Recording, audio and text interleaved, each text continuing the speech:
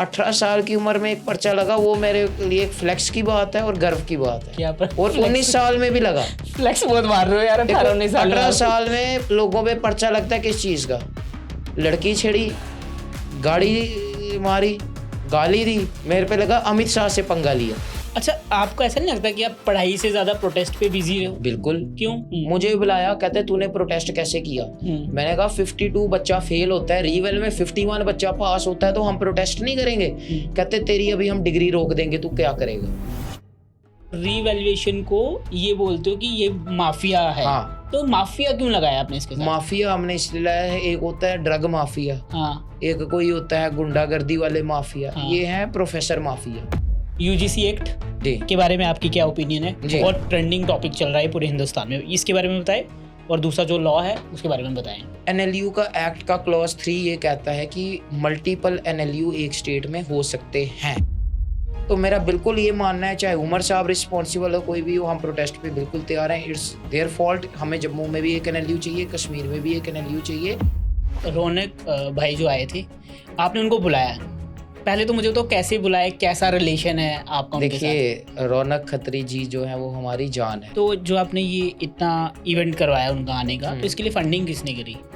हाँ जी, फंडिंग किसने करी? यहाँ पे आपने तेरी smile they the.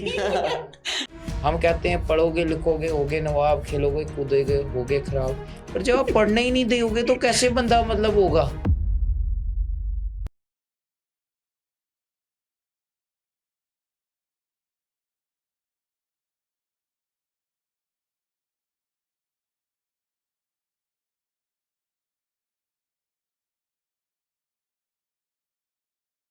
Welcome to another episode of Raw Hit Talks. आज के जो हमारे गेस्ट है उनका नाम है जय सिद्ध बल्ला जी। सो आपका बहुत बहुत स्वागत है रॉ हिट टॉक्स में। हाउ आर यू भाई? बिल्कुल अच्छे हैं। ओके, पहले तो आप लोगों को मैं ये बता दूं कि इनको देख के ना काफ़ी मोटिवेशन आती है, क्योंकि इन्होंने जम्मू के जो यूथ है ना उनमें अपना बहुत बड़ा नाम बना लिया है। आने वाले टाइम पे ये बहुत ग्रोथ अचीव करने वाले, वो इसलिए क्योंकि ये जो भी मुद्दे हो रहे हैं, जो भी प्रॉब्लम्स हो रही है हमारे एजुकेशन सिस्टम में, तो ये उनको लेके आते आगे, उनके अगेंस्ट आवाज़ उठाते हैं, और उस आवाज़ को उठाने के लिए आप में दम होना ज़रूरी है। तो आज हम इनसे बात करेंगे, हम ये जानेंगे कि इनकी लाइफ चल कैसे रही है और आगे ये क्या करने वाले हैं, फ्यूचर किस तरीके से देख रहे हैं, एआई के टाइम पे ये अपने आप को और किस तरीके से अच्छा बना रहे, और आज का जो यूथ है, जो जेनजी हैं, उनको क्या क्या करना चाहिए और क्या क्या नहीं करना चाहिए। Okay, so how are you sir? बिल्कुल बढ़िया हैं, आप सुनाएं। हम भी बहुत बढ़िया हैं। तो आप सबसे पहले ये बताइए सर कि क्या चल रहा है आपकी लाइफ में? बिल्कुल अच्छा चल रहा है, एक्टिविज्म चलते हुए दिखाई दे रहा है, नारेबाजी के साथ में पढ़ाई भी चलते हुए दिखाई दे रही है। अच्छा, as you belong from political family, ठीक है, और आपका जो स्वभाव है वो बहुत ही एक डाउन टू अर्थ, बहुत हम्बल, और मतलब हर चीज़ को सीखने की चाहत, जी, ये कैसे आई? बिकॉज अगर हम, जैसा होता है ना कि हम इंडियन हैं, तो अगर हमारे फादर एक अच्छे पद पे हैं तो एक एटीट्यूड अलग होता है। जी। आपके अंदर वो चीज़ नहीं है, इतनी हम्बलनेस कैसे आई? देखिए, जो भाषा या जो तरीका मैं खुद नहीं सुन सकता या खुद एक्सेप्ट नहीं करूँगा, वो चीज़ मैं दूसरे पे भी नहीं करता हूँ। तो वो एक चीज़ है। ओके। तो जो चीज़ मैं अपने ऊपर नहीं सुन सकता हूँ, वो मुझे किसी को कहनी भी नहीं चाहिए, मैं ये मानता हूँ। ओके। तो इसीलिए बाकी विनम्रता तो यही होती है कि जब आपका लास्ट टाइम आता है, कहते हैं जो डेथ टाइम होता है, 7 मिनट के लिए ब्रेन एक्टिव रहता है। तो उस वक्त पे जब लास्ट टाइम हो, लोग आपके पास जो आए वो वही होने चाहिए जो आपने कमाए होंगे। ऐसे कोई तो आएगा ही नहीं। तो वो तभी आएंगे जब आप अच्छे तरीके से लोगों के साथ रहेंगे, हमेशा तमीज से बात करनी चाहिए, तो उसी के ऊपर हम कायम हैं। Okay, all good. Okay, let's talk about your childhood. आपके बचपन के बारे में बात करते हैं। आपके फादर बहुत अच्छे पॉलिटिशियन हैं और काफ़ी ज़्यादा नाम है उनका, स्पेशली जम्मू कश्मीर में। जी। तो किस तरीके से आपकी अपब्रिंगिंग हुई? आपको ऐसा लगता था कि, क्योंकि जब आप छोटे होंगे तो आपके साथ सिक्योरिटी चलती होगी, या कुछ आप जब स्कूल जाते होंगे तो आपको क्या एक्स्ट्रा प्रेफरेंस मिलती थी, या ट्यूशन जाते होंगे वहाँ पे एक्स्ट्रा प्रेफरेंस मिलती थी? अभी तो यूनिवर्सिटी तक पहुँच गए, वहाँ पे भी एडमिशन करवाते टाइम कहीं फादर की सिफारिश तो नहीं डलवाई? देखिए, सबसे पहला तो यूनिवर्सिटी में जो एडमिशन की बात थी, यूनिवर्सिटी में जो एडमिशन थी, जब मेरी एडमिशन हुई तब वहाँ पे एबीवीपी के जो लोग थे उन्होंने आरटीआई लगा दी, मतलब आरटीआई का एक लेटर लिख के भेजा कि ये जैसिद भल्ला की एडमिशन यहाँ कैसे होगी। हालांकि तब तक मैं स्टूडेंट एक्टिविज्म में नहीं था, एक्टिविज्म पॉलिटिकल एक्टिविज्म में था। तो कमिटी पता नहीं बैठी, कहते क्या हुआ, मैंने कहा मेरिट के ऊपर आया हूँ। प्रोफेसर ने, मैंने नहीं बोला, प्रोफेसर ने कहा मेरिट के ऊपर आए हैं, ये सारा कुछ है। क्योंकि अगर सपोज आपका मेरिट नहीं है तो आप उसमें आओगे क्या, जिसकी सीट कट रही है वो तो हंगामा करेंगे। तो वहाँ पे बेस्ड ऑन मेरिट हम आए यूनिवर्सिटी में, मेरिट के ऊपर, despite being a general category का स्टूडेंट, तो मेरिट के ऊपर हमने वहाँ सीट निकाली और वहाँ पे बाकी आए। सिफारिश की तो कोई बात नहीं थी यूनिवर्सिटी में। और बाकी बात रही फेवर की, ये फेवर जरूर मिलता है, एक रिस्पेक्ट। अब कोई अगर सोचे कि पापा ये हैं तो पेपर में पास कर देंगे, असाइनमेंट वैसे कर देंगे, वो नहीं होता है। एक रिस्पेक्ट तो मिलती है। अब जैसे आज आप मेरे साथ बैठे हो, कल को आपका बेटा या हमारा बेटा कल को मिले, वो आपको रिस्पेक्ट तो इस पे जरूर करेंगे। मतलब आपका बेटा होगा, मैं तो पर्सनली रिस्पेक्ट करूंगा कि मैंने आपके साथ टाइम स्पेंड किया, उस लेवल की रिस्पेक्ट मिलती है। लेकिन अगर आप सोचोगे कि कोई एक तरीके का डरना हो गया या एक तरीके का एक्स्ट्रा फेवर्स हो गए, वैसे उस किस्म के नहीं मिलते हुए दिखाई देते। ओके, चलो अपने बचपन के बारे में बताओ जी। फैमिली का कैसा माहौल रहता था, क्योंकि फादर आपके बहुत ज्यादा बिजी रहते थे जी ड्यूरिंग जब आप बहुत छोटे थे? जब बचपन में क्या होता था, जब हमें कहीं जाना होता था, मैं पापा का फोन छुपा दिया करता था, क्योंकि पापा को हर एक मिनट में 4-4 5-5 फोन आते थे और पापा सारे फोन अटेंड भी करते थे। अच्छा। हाँ, मतलब एक मिनट में इतने फोन आना और अटेंड करना। हम कहीं जाते थे तो इतने फोन आना, इतना फोन, और मैं सोचता था कि मतलब कि कोई एक व्यक्ति इतने फोन उठा कैसे सकता है। मतलब वो एक अपने में वो होता है ना, जब आप, जैसे मैं आपके साथ बैठा हूँ, आप अगर बाबा फोन पे बात करेंगे तो मैं सोचूंगा यार बात करनी है, लेकिन इतना वो, तो वहां पे थोड़ा ऐसे ही होता था, तो मैं फोन छुपा दिया करता था। बाकी उनके पास हम जाया करते थे। और बचपन मेरा ज्यादा टाइम जो है, मैं कह सकता हूँ लोगों के बीच में बीता है, कि रात को 2 बज गए तो पापा, कैसे लोगों के बीच में? लोग में ऐसे बीता है जैसे रात को 2 बज गए, 3 बज गए तो सीधा फोन आ जाता था पापा को, साहब घर की लाइट चली गई है, बाहर आए हैं आपसे मिलने। तब तो रात को 2-2 3-3 बजे डेपुटेशन आ जाता, क्योंकि पता था ये जो व्यक्ति हैं ये हमसे मिलेंगे, ये टाइम देंगे। रात को 2-2 3-3 बजे पापा से मिलने आ जाया करते थे। पापा उठ के जाते थे। तो अब क्या होता था, मुझे पता था कि क्योंकि पापा ने सुबह उठ के मंदिर भी जाना, पूजा पाठ भी करनी, 6-6 घंटा पूजा करनी, और एक कुर्सी पे बैठ के, तो कई बार क्या होता था, मैं चले जाता था पापा को बोलने, पापा आ जाओ, पापा आ जाओ। और वो इसीलिए कि एक अगला बंदा सोचे चलो ठीक है अब जाने दो, क्योंकि एक आते थे, 2 आते थे, ऐसे लोगों का काफिला रहता था। मम्मा को सेवा करते हुए देखा है कि पूरा, मतलब ये सब चाय वगैरह बाहर जा रही है, नहीं जा रहा है, किसी को खाना वगैरह मिल रहा है, नहीं कोई बगैर चाय के तो नहीं बाहर जा रहा है, पूरे तरीके का वो सारा कुछ करना। और लोगों के बीच में पापा बैठते थे तो मैं भी बैठता था। काफी हमने चीज होते हुए दिखाई दी गई है। तो ऐसे हमारा बचपना, और साथ में इस चक्कर के बीच में पापा का भी जैसे होता था, क्योंकि पापा पहले बहुत पतले थे। तो थोड़ा सा होता है ना, जैसे लोग आ रहे हैं बार बार, अब एक टेंशन होती है। अब आपसे एक दिन में 1000 बंदा मिलने आ रहा है, 600 बंदा मिलने आ रहा है, आपको 600 बंदों की बातें सुननी है। आप अगर 10 भी इग्नोर कर रहे हो, इग्नोर आप कह रहे हो कल मिलेंगे, तो अगला हो सकता है ये क्या तरीका, सबसे मिलना। उस चक्कर में थोड़ा सेहत पे ख्याल नहीं रख पाए पापा। अच्छा। तो थोड़ा हमारा भी बाकी वैसे ही रहा, पहले पतले थे, फिर थोड़ा पढ़ाई का बाकी चीजों में टेंशन वगैरह हो गया, खान पान। नहीं, आप फास्ट फूड ज्यादा खाते थे, आप चिप्स वगैरह ज्यादा खाते होंगे। बिल्कुल चिप्स बहुत ज्यादा खाता था। देख लो, मेरे को पता चल गया आपकी हेल्थ की वजह से। चिप्स बहुत ज्यादा खाता था। तो एक वक्त पे मेरा बॉडी वेट था 105 kg at the age of I think 11-12 तो इतना था, बहुत ज्यादा था। तो अपने लिए एक ब्लेसिंग्स आई कोविड के वक्त पे। कोरोना वायरस लोगों को अच्छा नहीं लगता, मेरे को एक बेनिफिट हुआ कि मुझे फ्री टाइम मिल गया। मैं अभी भी जिंदगी में करना काफी कुछ चाहता हूँ और कर भी कुछ बहुत सब रहा हूँ। मुझे ऐसा लगता है कि अपनी एज के जो लड़के हैं उनसे आई थिंक मैं थोड़ा ज्यादा ही आगे हूँ कुछ चीजों के अंदर। मेरे को बस फ्री टाइम बहुत पसंद है। जैसे अगर मुझे कभी छुट्टियां मिल जाती हैं 10 दिन 12 दिन, तो मैं उसमें इंट्रोस्पेक्ट बहुत करता हूँ अपने को डेली बैठ के, कि मेरी कहाँ गलती हो रही है, मैं कहीं पे क्रिंज तो साउंड नहीं कर रहा हूँ, मेरा क्या है क्या नहीं है, और मैं उसमें सोचता हूँ। तो जब कोविड आया तो इतना फ्री टाइम, 1.5-2 साल आई थिंक फ्री टाइम आ गया। तो उस टाइम के अंदर क्या हुआ, मैं अपने को काफी ट्रांसफॉर्म कर गया। 104 kg से मैं 66 kg पे चला गया। उसमें योगा भी मैंने काफी ज्यादा की, बड़े आसन परफॉर्म किए, खान पान पे काफी कंट्रोल किया, कुकिंग मैंने काफी की। अच्छा। और अभी भी मैं कुकिंग करता हूँ। Okay, let's talk about your hobbies firstly. मेरे को एक चीज बताओ, जब कोविड था तो योगा आपने स्पेशली योगा टीचर से सीखा या ऑनलाइन?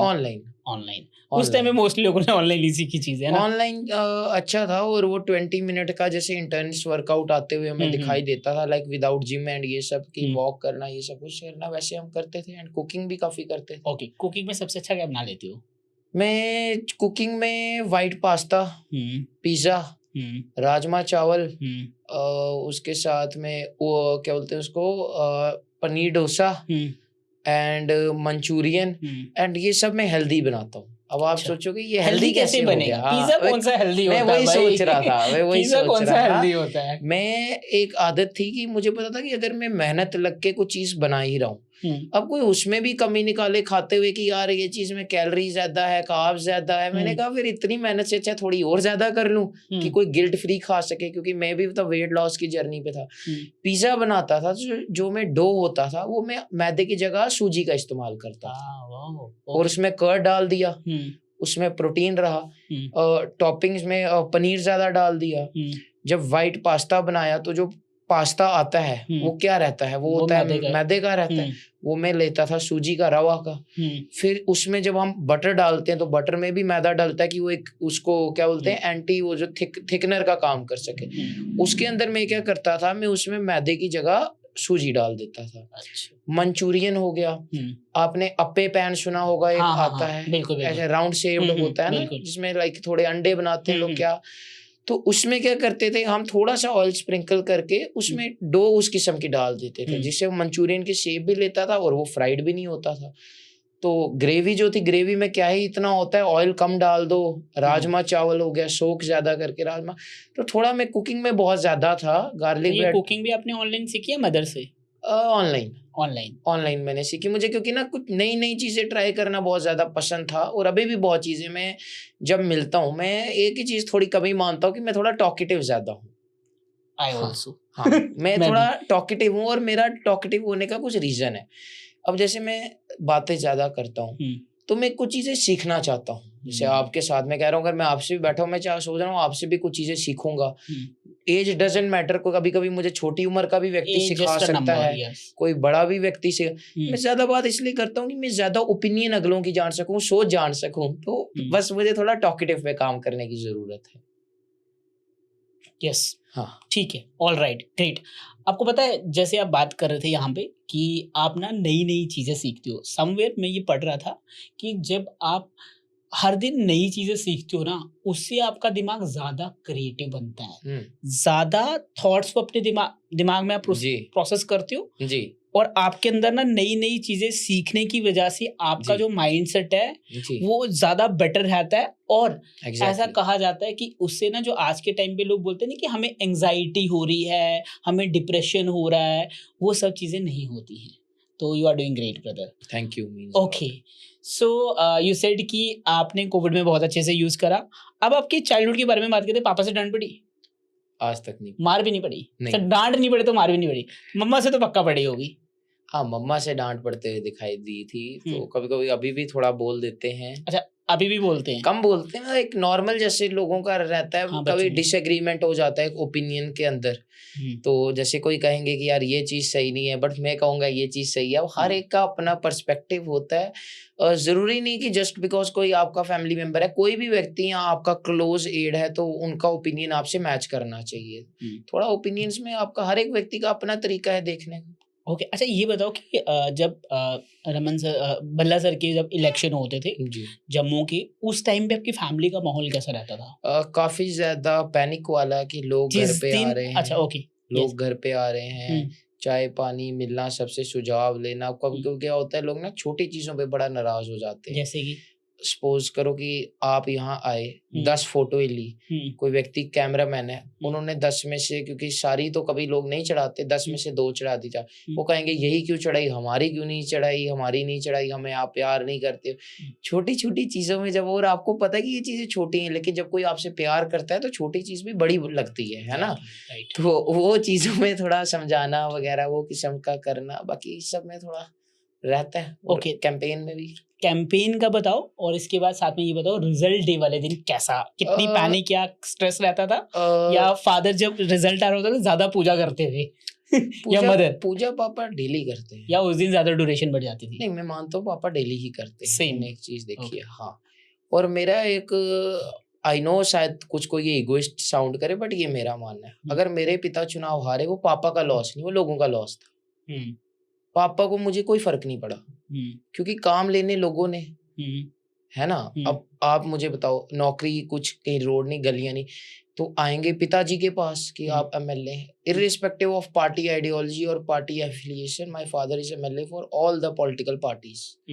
तो पापा काम करते, बट कुछ जगह शराबें चली, कुछ जगह पैसा चला। अब वो भी पैसा और शराब कब तक चली, जब तक वोट पड़ने थे। तो आपके फादर ने नहीं चलाई शराब और पैसा? नहीं। वो कैसे आप कह सकते हो सकता है आपके बैक में चलाई हूँ। देखिए, अब मैं कुछ कहूंगा तो आप सोचोगे ये तो एक पॉलिटिकल फैमिली से तभी ऐसा कह रहा है। आप किसी भी व्यक्ति से जाके पूछ लीजिए, किसी भी व्यक्ति से जाके पूछिए। हमारे पास फोटोज हैं, वीडियोज हैं कि गाड़ियां रुकवाई गई during the legislative assembly elections, and police officers को हम फोन करते थे, उनका सीधा बयान था, तो वो क्या हुआ, आप भी चलाओ। और bureaucracy, even vice chancellor of SKUAST, उनका पूरा हेल्प था सरकार को जितवाने में, एमएलए को जितवाने में। तो मेन हम ये कह सकते हैं कि एडमिनिस्ट्रेशन का पूरा, और मैं आज भी ये मानता हूँ, मैं कभी पापा को भी कहता हूँ कि देखो, जैसे आप चुनाव हारे, आपका नुकसान नहीं था, ये लोगों का नुकसान है। क्योंकि आज मैं देखता हूँ लोग कहते हैं, नारे लगाते हैं कि गुंडागर्दी हो गई है, ब्यूरोक्रेसी नहीं सुन रही, हमारा काम नहीं, गली नहीं बन रही, रोड नहीं बन रहे, नाले नहीं बन रहे। मेरे पिता को, कोई बीजेपी का व्यक्ति है, मैं ये नहीं कहूंगा अपनी पार्टी, बीजेपी का व्यक्ति, सिर्फ एक बंदा ऐसे बोल दे बल्ला साहब के घर के डेपुटेशन बनाने, गली बनाओ, बल्ला साहब ने नहीं बनाई, अब मुझे आके बोलना उस व्यक्ति का नाम लेके इन व्यक्ति ने ये बोला था, मैं राजनीति छोड़ दूंगा। हाँ, ये बात तो है कि रमन भल्ला सर ने बहुत काम करा, और ऐसा बोलते हैं लोग कि अगर ये गांधीनगर एरिया इतना डेवलप हुआ ना, तो उसमें बहुत ज्यादा योगदान रमन भल्ला सर का है। इसमें भी मैं एक बात कहना चाहूंगा, आप आज देखें, अगर सिख कम्युनिटी के लोग ज्यादातर कहाँ रहते हैं, नानक नगर इस इलाकों में रहते हुए हमारे को दिखाई देते हैं। नानक नगर किसने ज्यादा डेवलप किया, भल्ला साहब का इलाका रहा। मैं आपको पॉश इलाके बताता हूँ, ठीक है। छन्नी हिम्मत सबसे ज्यादा पॉश है, जम्मू में कहीं भी देख लो पॉश। सैनिक कॉलोनी, आपका गांधीनगर, ग्रीन बेल्ट पार्क, ये इलाके हो गए। इवन नानक नगर 2।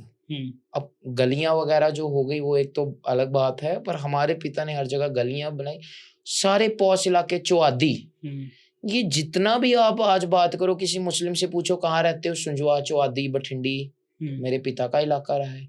किससे पूछो कहाँ रहते हो, अफसर हो, मैं छन्नी में रहता हूँ, मेरे पिता का इलाका है। सैनिक कॉलोनी में रिटायर्ड आर्मी अफसर्स, वो सब मेरे पिता का इलाका है। गांधीनगर, जितने इलाके ये डेवलप हुए, और कोई भी मेरी कॉन्स्टिट्यूएंसी में, गांधीनगर हो जाए, कोई भी कॉन्स्टिट्यूएंसी में चले जाओ जहाँ पे मेरे पिता चुनाव लड़े हैं, जीते हैं, चाहे वहां पापा को वोट ना पड़ाओ, वहां पे नेम प्लेट नहीं दिखे तो मुझे आके बोलना कि यहाँ ये आपका इलाका है, यहाँ आपके भल्ला साहब की नेम प्लेट क्यों नहीं लगी है। ये मैं एक बिग रेलिवेशन करके जा रहा हूँ, यहाँ पे रिवील करके जाऊँ बड़ी चीज। आप कहीं भी चले जाना, कहीं भी पूरी टीम लगा दो, जो मेरे पिता का चुनाव क्षेत्र था, वहां पे अगर नेम प्लेट ना मिले तो आप मेरे से आके पूछना।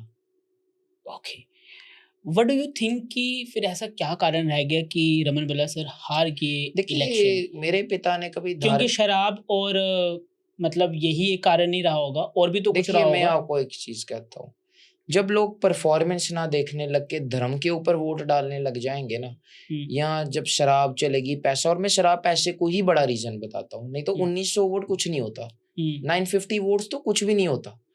आप वीडियो एक डालेंगे, अगर किसी की वीडियो पॉडकास्ट की नहीं भी चलती रील में, तब भी आई थिंक 1000 के ऊपर ही व्यू आते हैं। बिल्कुल ना भी चले।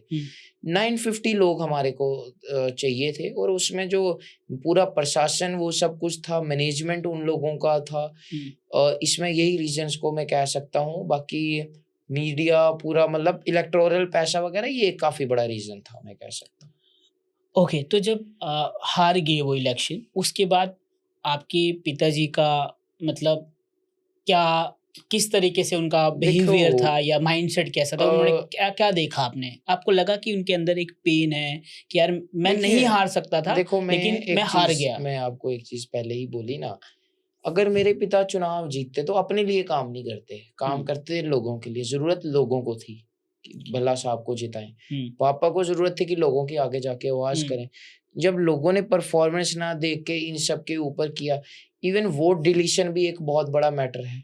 मैं तो ये कहता हूँ कि हमें जम्मू के लोगों ने चुनाव जितवाया है, इधर इन एमपी और इधर इन एमएलए, बट बाहर के लोगों ने हराया है। अब मैं इसको भी बताना चाहूंगा कैसे।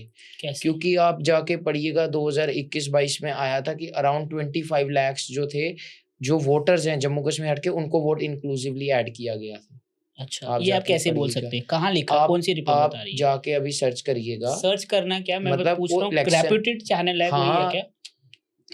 पूरा वो निकला था कि 25 लाख जो था वोटर की इंक्लूजन की गई, जो कि जम्मू से जैसे कोई बाहर से आके ज्यादा टाइम रहा, ये सारा कुछ किया। आप जाके पढ़िएगा इस चीज के ऊपर।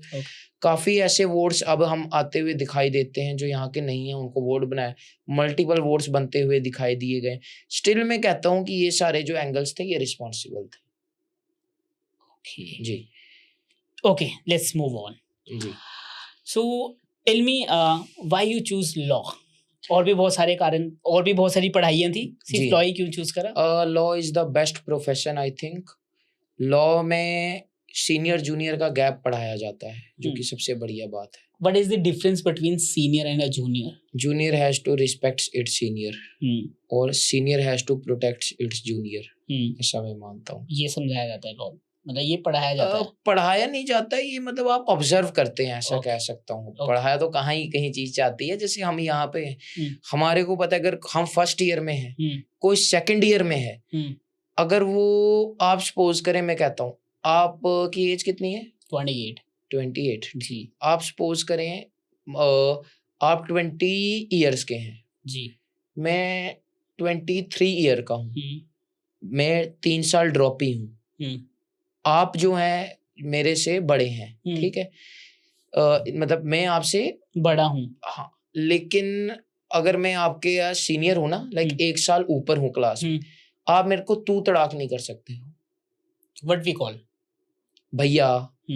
कुछ तो सर के लिए इंसिस्ट करते हैं, बट सर के लिए भी इंसिस्ट इसलिए करते हैं क्योंकि हमें पता है सर तो कोई कहता नहीं, लेकिन एटलीस्ट आप में बात करें। आजकल तो सर वाला कॉन्सेप्ट ही खत्म हो गया है। लेकिन सर में इंसिस्ट कुछ इसलिए करते हैं कि आप में बात करें, क्योंकि हम इस प्रोफेशन में हम तू तड़ाक नहीं सुन सकते। मैं भी नहीं सुन सकता, कोई मुझे तू तुम वगैरह करेगा, मुझे नहीं पसंद आता, क्योंकि मैं जो भाषा किसी के लिए कहता नहीं वो मैं सुन नहीं सकता। ऑलराइट, चाहे मेरे से कोई छोटा भी उम्र का आएगा, मैं तू तुम दोस्ती तो एक एक्सेप्शन आ जाती है इन चीजों की, तो तू के बिना वो तो भाईचारा तो एक एक्सेप्शन आ जाती है। लेकिन एक रिस्पेक्ट लॉ में, जैसे हमें हमेशा रिस्पेक्ट करते हैं और वो भी हमारे को आके प्रोटेक्ट। आप कहीं भी फील्ड में चले जाइए, अगर आप किसी को रिस्पेक्ट से नहीं ना बुलाएंगे, वो आपको कभी एंटरटेन ही नहीं करेगा। ये चीज हमने देखी कि कभी प्रोटेस्ट हुए, हमने सुने, बच्चे बैठे काफी घंटे, वीसी सर गए, कोई गए, किसी ने कर, किसी ने आया, तुम हमारी पे आते हैं। हम प्रोटेस्ट से पहले हम आपकी लॉ के बारे में बात करेंगे। लॉ, ऐसे बोला जाता है कि लॉ की पढ़ाई थोड़ी एक्सपेंसिव है, ठीक है? इज इट मतलब ट्रू और लाइक नहीं? पूरा सही भी नहीं कह सकता, पूरा गलत भी नहीं कह सकता, डिपेंड करता है कहाँ पे हो। अगर प्राइवेट में हो वो तो फिर सही बात है, प्राइवेट में तो काफी, ओपी जिंदल चले जाओ तो 60 लाख रुपया लगेगा आपका 5 साल का, कहीं चले जाओ तो प्राइवेट में 20-30 लाख, तो प्राइवेट में तो वो काफी एक्सपेंसिव है। I completely agree on this.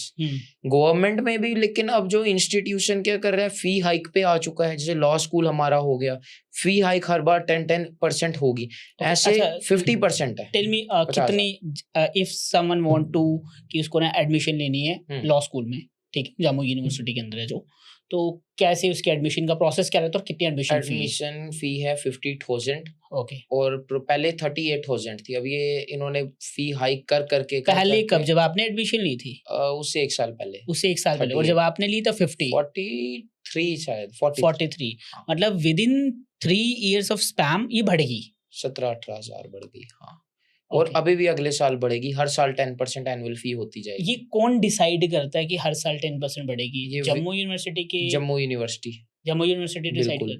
क्या खाली ये आपको लॉ एक बात पता है, कश्मीर यूनिवर्सिटी में 14,000 है, 13-14 क्यों हजार ये एक साल की, डिफरेंशिएट, और जम्मू में 50,000 की ये है। इतना डिफरेंस क्यों है?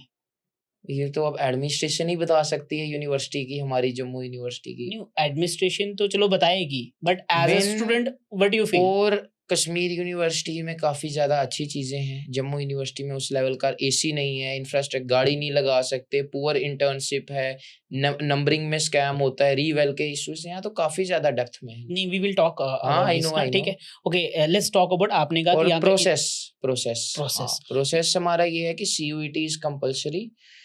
CUET क्या है? सेंट्रल यूनिवर्सिटी एंट्रेंस टेस्ट हो गया कि आपका अब तो 12th की कोई इंपॉर्टेंस नहीं रही हुई है, तो एंट्रेंस की इंपॉर्टेंस, हाँ 12th को नहीं, आप 100% भी लोगे कोई फर्क नहीं पड़ता, एक्सेप्ट घर वाले रिश्तेदार को, किसी को फर्क नहीं पड़ता।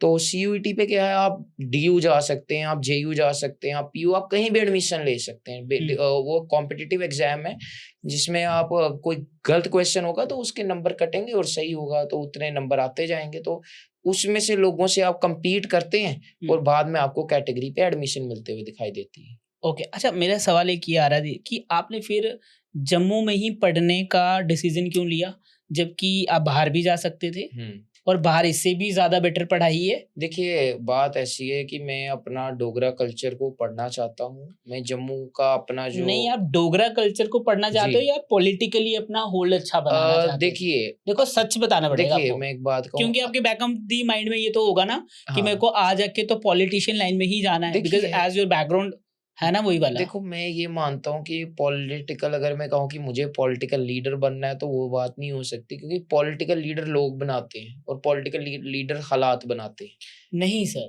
हाँ, मैं इस बात पे 100% एग्री तो नहीं करूंगा। वो तब बनाएंगे पहले आपके अंदर चाहत तो हो, मेरे को दिखे तो सही। हमारे में आपके पास है चाहत है? हमारे में रेवोल्यूशन की चाहत है, इनकलाब की चाहत है कि चेंज होना चाहिए, जहाँ पे मैं सिस्टम से विरोध करते तो मतलब यू वांट ना? हाँ, अगर लोग कहेंगे तब। लोग तब कहेंगे ना जब उनको दिखेगा। लोग अगर जैसे अभी कहते हुए दिखाई देते कि चुनाव में लड़िए, वो सब लड़िए, जब हमें लोग कहेंगे कि आपकी हमें जरूरत है तब हम लड़ते हुए दिखाई देंगे। हाँ, तो इसका मतलब ये हुआ ना कि आप अपनी फैमिली को कंटिन्यू करना चाहते थे पॉलिटिशियन में, यही कारण था कि जम्मू में रह के आप यहाँ के लोगों को यहाँ पे पढ़ने का ये भी वन ऑफ द रीजन कह सकते हैं, but not the only reason, one of the reason, but mostly reason यही है। वन ऑफ द रीजन कह सकते हैं कि मैं अपना जम्मू का बच्चों से भी मिलूं कि कौन कहाँ से है, जैसे कौन कौन से इलाके कितने ज्यादा कहाँ से हैं, तो थोड़ा अंडरस्टैंड, क्योंकि आप ये इसलिए कर रहे हो कि आपको समझ आ जाएगा। हाँ, समझ भी आ जाएगा की क्या है, क्योंकि यही यूथ ने आपको वो डाला। और गवर्नमेंट सीट मिली है जम्मू यूनिवर्सिटी, गवर्नमेंट सीट का एक अपना ऑरा होता है कि गवर्नमेंट सीट निकाली है। तो गवर्नमेंट सीट आपको बाहर भी तो मिल सकती थी, ऐसा तो नहीं अगर आप एग्जाम देते, बिकॉज आपने, चलो लेट्स टॉक अबाउट, आप स्टडीज में कैसे थे? स्टडीज में अच्छा कितने परसेंट आए थे 12th में? 12th में 94%। अरे वाह, होनी और थी, क्या होनी थी? परसेंटेज और होनी थी। कितनी? 97 98। तो स्कैम हुआ उसमें भी? नहीं। हाँ, क्या इशू था कि जब पेपर होते थे ना, हाँ, जो आपका ऑब्जेक्टिव क्वेश्चंस आते हैं 1 मार्क्स के आते हैं, तो मैं क्या होता था कि मैं जब पढ़ता था ना इतने ध्यान से, तो टेंशन इतनी होती थी कि वो मैं प्रॉपरली वो नहीं पढ़, जैसे मैं सोचता अच्छा ये पूछा है टिक, फिर जब मैं घर आता था ना 1 नंबर के 20 क्वेश्चन होते हैं टोटल 100, तो मैंने जो लिखे हुए हैं उसमें मेरे को फुल नंबर मिले हैं। जो टिक वाले थे उसमें मैं आता अरे इन्होंने ये पूछा था, ये नहीं पूछा था, क्योंकि वो थोड़ा ट्रिक होता था और इतना माइंड में दे नहीं पाता था। तो थोड़ा वहां से था, but still I am very happy कि 94% 12th में लेना कोई छोटी बात नहीं होती है। वही तो, हम तो 60 और जबकि मैं 12th की स्टार्टिंग में एक अच्छा स्टूडेंट्स नहीं होता था, मैं बेयरली कुछ में पास होता था और कुछ में वो भी नहीं हो पाता था। क्यों? क्योंकि 9th में कोविड आ गया, 10th में कोविड आ गया, 11th में कोविड आ गया, ऑनलाइन क्लासेस लगाई। ऑनलाइन क्लासेस में वो चीजें नहीं समझ आ सकती, वो एक स्कैम ही था, वो नहीं आ सकती समझ। YouTube एक अलग चीज आ गई। फिर जब हम वहां पे आते हुए दिखाई दिए, और आपको 12th 10th का भी आपको 11th का भी आइडिया चाहिए, आपको थोड़ा बहुत 10th का भी आइडिया चाहिए, 12th का भी। वो इतना सम अप हो जाना और 12th में फिर वो सीधा पढ़ना वगैरह। और मेरे को सबसे ज्यादा मदद किसने की है? किसने की है? वेरी मित्रों ने। अच्छा। हाँ, वो कहते थे भाई तू फेल है, तू फेल है, तू फेल है। अब एक चीज होती है ना, बंदा एक दो बार सुनता है, रिपीटेडली बंदा है ना, मैं कहा मत बोलो तू फेल है, तू फेल है, तू फेल है, तू फेल है, तू फेल। मैं कहा नहीं, कहते फेल। मैं कहा चलो ठीक है, अब ये देखते हैं भाई, मेरा तुमको कॉल नहीं आएगा, जब रिजल्ट आएगा तुम्हारा ही हमको कॉल आएगा। तो कोई व्यक्ति थे जिसका क्या टॉप हो गया, क्या हो गया, कहते मेरा यूनिवर्सिटी लॉस वो टॉप होगा स्कूल हेरिटेज। मैंने कहा चलो आपका अपना है। जब रिजल्ट निकला हम 94 पे थे। बोलना नहीं चाहिए, जो बोलते थे वो 80% भी क्रॉस नहीं कर पाए। नंबर डजंट मैटर, बट अगर आप एक एरोगेंस में कहोगे ना मैं ये करूंगा, तब नहीं करोगे, तब आपका मौजू बनेगा। इससे अच्छा जो है आराम से रहो, प्रवोक। एंड में उनका फोन आता है मुबारकबाद के लिए कि हमें आपसे पहले का ही पता था, हमने तो पहले ही बोला। मैंने कहा मुझे तो नहीं बोला था कि आपके अच्छे नंबर आएंगे। वही चीज था। बाकी कभी कभी डिसरिस्पेक्ट भी बहुत इंपॉर्टेंट रोल प्ले करती है एक बंदे की ग्रोथ में, मैं ये कह सकता हूँ। अच्छा, डिसरिस्पेक्ट से ये याद है कि जब आप स्कूल में थे या जब आप यूनिवर्सिटी में आए, लड़ाई हुई आपकी कभी? नहीं, मैं फिजिकल लड़ाई पसंद नहीं करता हूँ। तो वर्बली हुई होगी?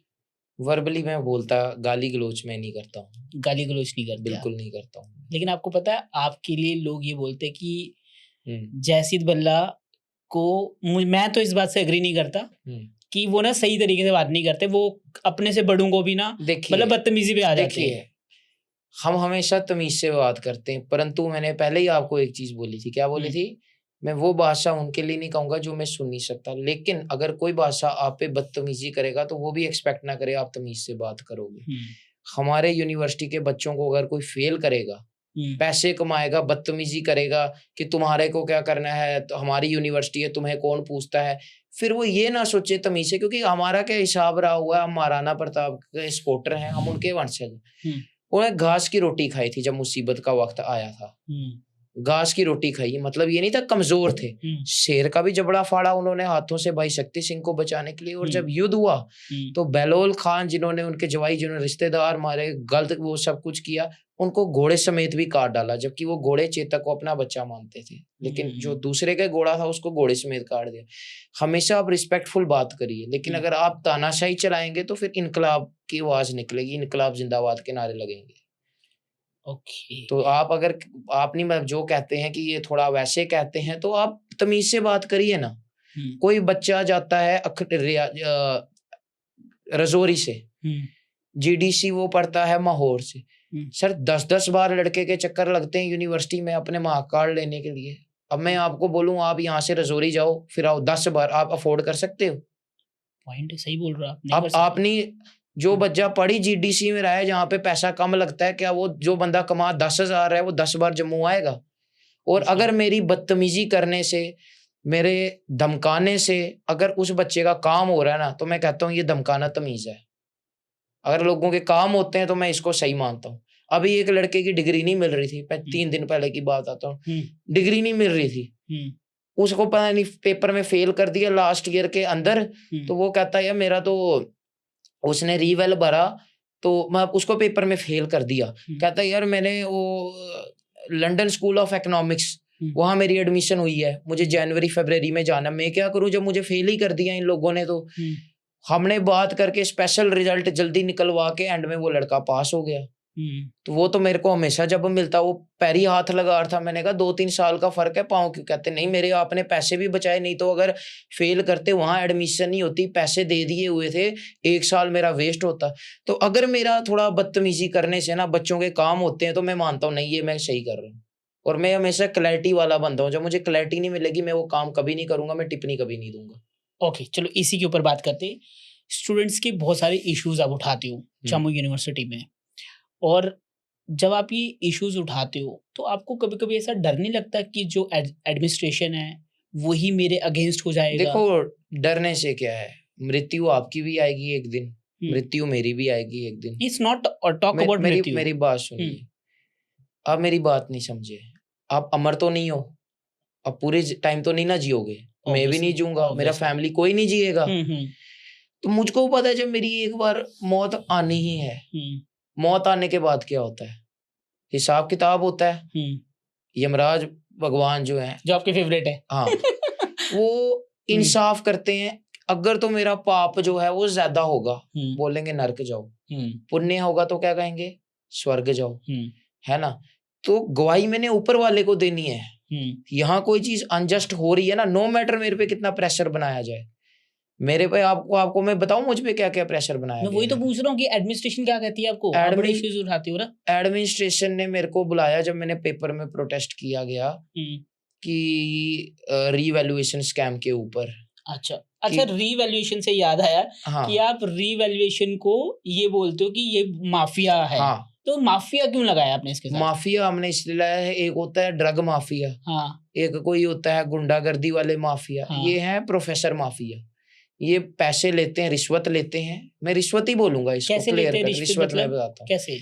एक व्यक्ति प्रोफेसर बन रहा है ना, जिसने पेपर चेक करना है, कैसे बनता है, पहले वो बंदा पेपर देता है, फिर वो पेपर जो है नेट क्लियर करता है, फिर JRF में जो टॉप पोजीशन में आता है, फिर उसके बाद इंटरव्यू होता है, फिर वो लगता है, फिर एक पैनल बनाया जाता है कंट्रोलर जी के द्वारा, फिर पैनल में उनका नाम रखा जाता है। उसके बाद क्या होता है, वो पेपर पहले चेक होता है, उसके बाद चलो बंदा फेल हो गया, कितना नंबर बढ़ना चाहिए रीवेल में, 2 3 4 5, 3 से 2 से 4 होना चाहिए, 50 नंबर बढ़ रहे हैं, 40 नंबर बढ़ रहे हैं रीवेल में। ये अच्छा, गुंडागर्दी नहीं है।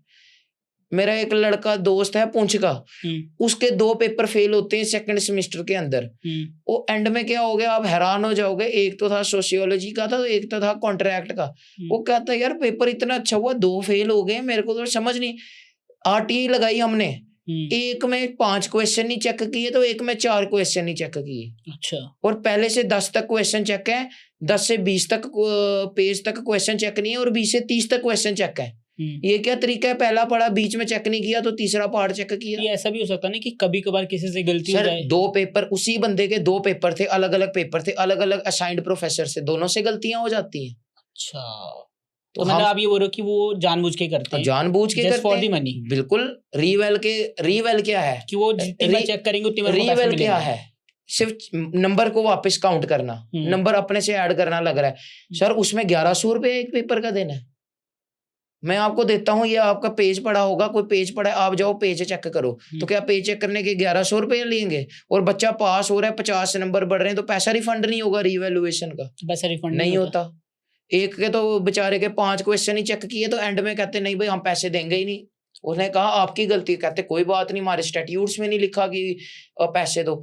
ऐसा कौन से स्टैट्यूट में लिखा है बच्चा फेल करो?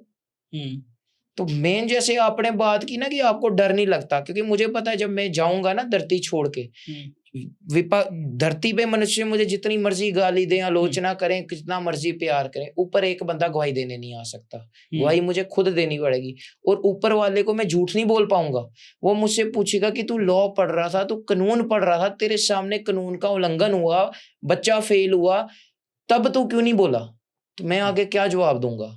मैं कहूंगा मैं डर गया था, मैं अपनी डायरेक्टर से डर गया था, मैं प्रोफेसर से डर गया था, तो वो कहेंगे तू हमसे क्यों नहीं डरा जिसने दुनिया बनाई है? मैं आगे क्या जवाब दूंगा? तो मतलब आप अपने प्रोफेसर और डायरेक्टर से मैं बिल्कुल नहीं डरता, मैं दुनिया में किसी से नहीं डरता, सिर्फ यमराज भगवान से डरता हूँ, कि मुझे पता है उन्होंने मेरे से हिसाब मांगना है कि बता गलत हो रहा था, तूने क्यों नहीं बोला? यमराज ने हिसाब नहीं मांगना, कोई यमराज ने लेके जाना, हिसाब करने वाला कोई और है। हाँ, पूरा उधर लिखा जाएगा। तो और एक चीज मुझे बुलाया, कहते तूने प्रोटेस्ट कैसे किया? मैंने कहा 52 बच्चा फेल होता है, रीवेल में 51 बच्चा पास होता है, तो हम प्रोटेस्ट नहीं करेंगे। कहते तेरी अभी हम डिग्री रोक देंगे, तू क्या करेगा? मेरे पास तो रिकॉर्डिंग है। अच्छा, तो मैं चलाता नहीं हूँ, मेरे को दे देना, मैं चला दूंगा। सही वक्त आने पे इस्तेमाल करूंगा वो। अच्छा, मैं किसी को नहीं बताया, मैं आता रहा हूँ। कहा तेरी डिग्री रोक देंगे, तू करेगा क्या? कहते तेरे को अभी हम 12वीं पास डिक्लेयर कर देंगे, तू क्या करेगा? तू लोगों के लिए लड़ रहा है, तेरे को 2 साल हो जाएंगे, 2 साल तेरे को हो गए हुए हैं, अभी हम तेरे को डीबार कर देते हैं यूनिवर्सिटी, क्या करेगा? करियर। तो मैं वो वीडियो में ऑन रिकॉर्ड बोला था, मैम असली में दम वही होता है जो बोलो वो करके दिखाओ, बातें सारे करते हैं। मैंने कहा लिख के दो ये चीज करोगे, या आज करके दिखा दो। मैं कहता हूँ मैं दोबारा प्रोटेस्ट करूंगा। फिर कितने प्रोटेस्ट हुए? गाड़ी वाला प्रोटेस्ट हुआ, बच्चों का फेल किया तो प्रोटेस्ट हुआ, डिस्टेंस का प्रोटेस्ट हुआ। एक करके प्रोटेस्ट समझाओ। ये जो गाड़ी वाला जो बोला था कि ग्रीन जोन बनाया जाएगा जम्मू यूनिवर्सिटी को, है ना, फिर उसके बाद दोबारा से गाड़ियां जा रही है अंदर, ऐसा क्यों हो रहा है? सबसे पहली बात तो इन्होंने बोला कि गाड़ियां बंद है। हमने स्टार्टिंग में बोला चलो ठीक है, जबकि हमें प्रॉब्लम थी, किसी ने दूर जाना है, किसी ने गाड़ी लगानी हो, कोई कैसे लगाएगा, हॉस्टल का लड़का वो, ठीक। फिर हमारा चांसलर साहब आते हैं 20 गाड़ियों के काफिले के साथ, मंत्री आते हैं 20 गाड़ियों के काफिले के साथ, कोई सरपंच कोई एमएलए आता है 20 गाड़ियों के काफिले के साथ। तो आगे वो क्या कहते तो क्या हुआ, ही इज पब्लिक रिप्रेजेंटेटिव। मैं कहा कोई मालिक थोड़ी है। अब बच्चे यूनिवर्सिटी स्टेट अच्छा श्री माता वैष्णो देवी यूनिवर्सिटी बंद होती है, वो हिंदुओं के पैसे से चलती है, तो हिंदुओं को मेरी बात सुन लो ना आप भी। ये कहते हैं लोग श्री माता वैष्णो देवी यूनिवर्सिटी जो है वो हिंदुओं के पैसों से चलती है, तो हिंदुओं को सीट मिलनी चाहिए। मैं कहता हूँ मिलनी चाहिए। तो जम्मू यूनिवर्सिटी जम्मू के छात्रों के उससे पैसों से चलती है, तो छात्रों का अधिकार नहीं वहां पे होना चाहिए क्या? बिल्कुल होना चाहिए। बच्चा गर्मी में सर्दी में चल के जाए तो मंत्री वहां गाड़ियों में हुटर लगा के जाए, ये कौन सा तरीका है? ये गुंडागर्दी नहीं है? तो हमने वहां मेन गेट के बाहर प्रोटेस्ट किया था और हमने अंदर गाड़ी लेके गए थे कि भाई यहाँ पे अगर गाड़ी बंद है तो बच्चे की भी बंद है, तो गवर्नर की भी बंद है, इधर कोई चांसलर वगैरह नहीं चलेगा। तो मेरे ऊपर हमने शिकायत लिख के भेजी थी, एसपी एसएसपी सारों को लिख के भेजी थी कि आप पर्चा लगाओ इनके ऊपर। आपके ऊपर एक लगी भी एफआईआर लगी थी ना?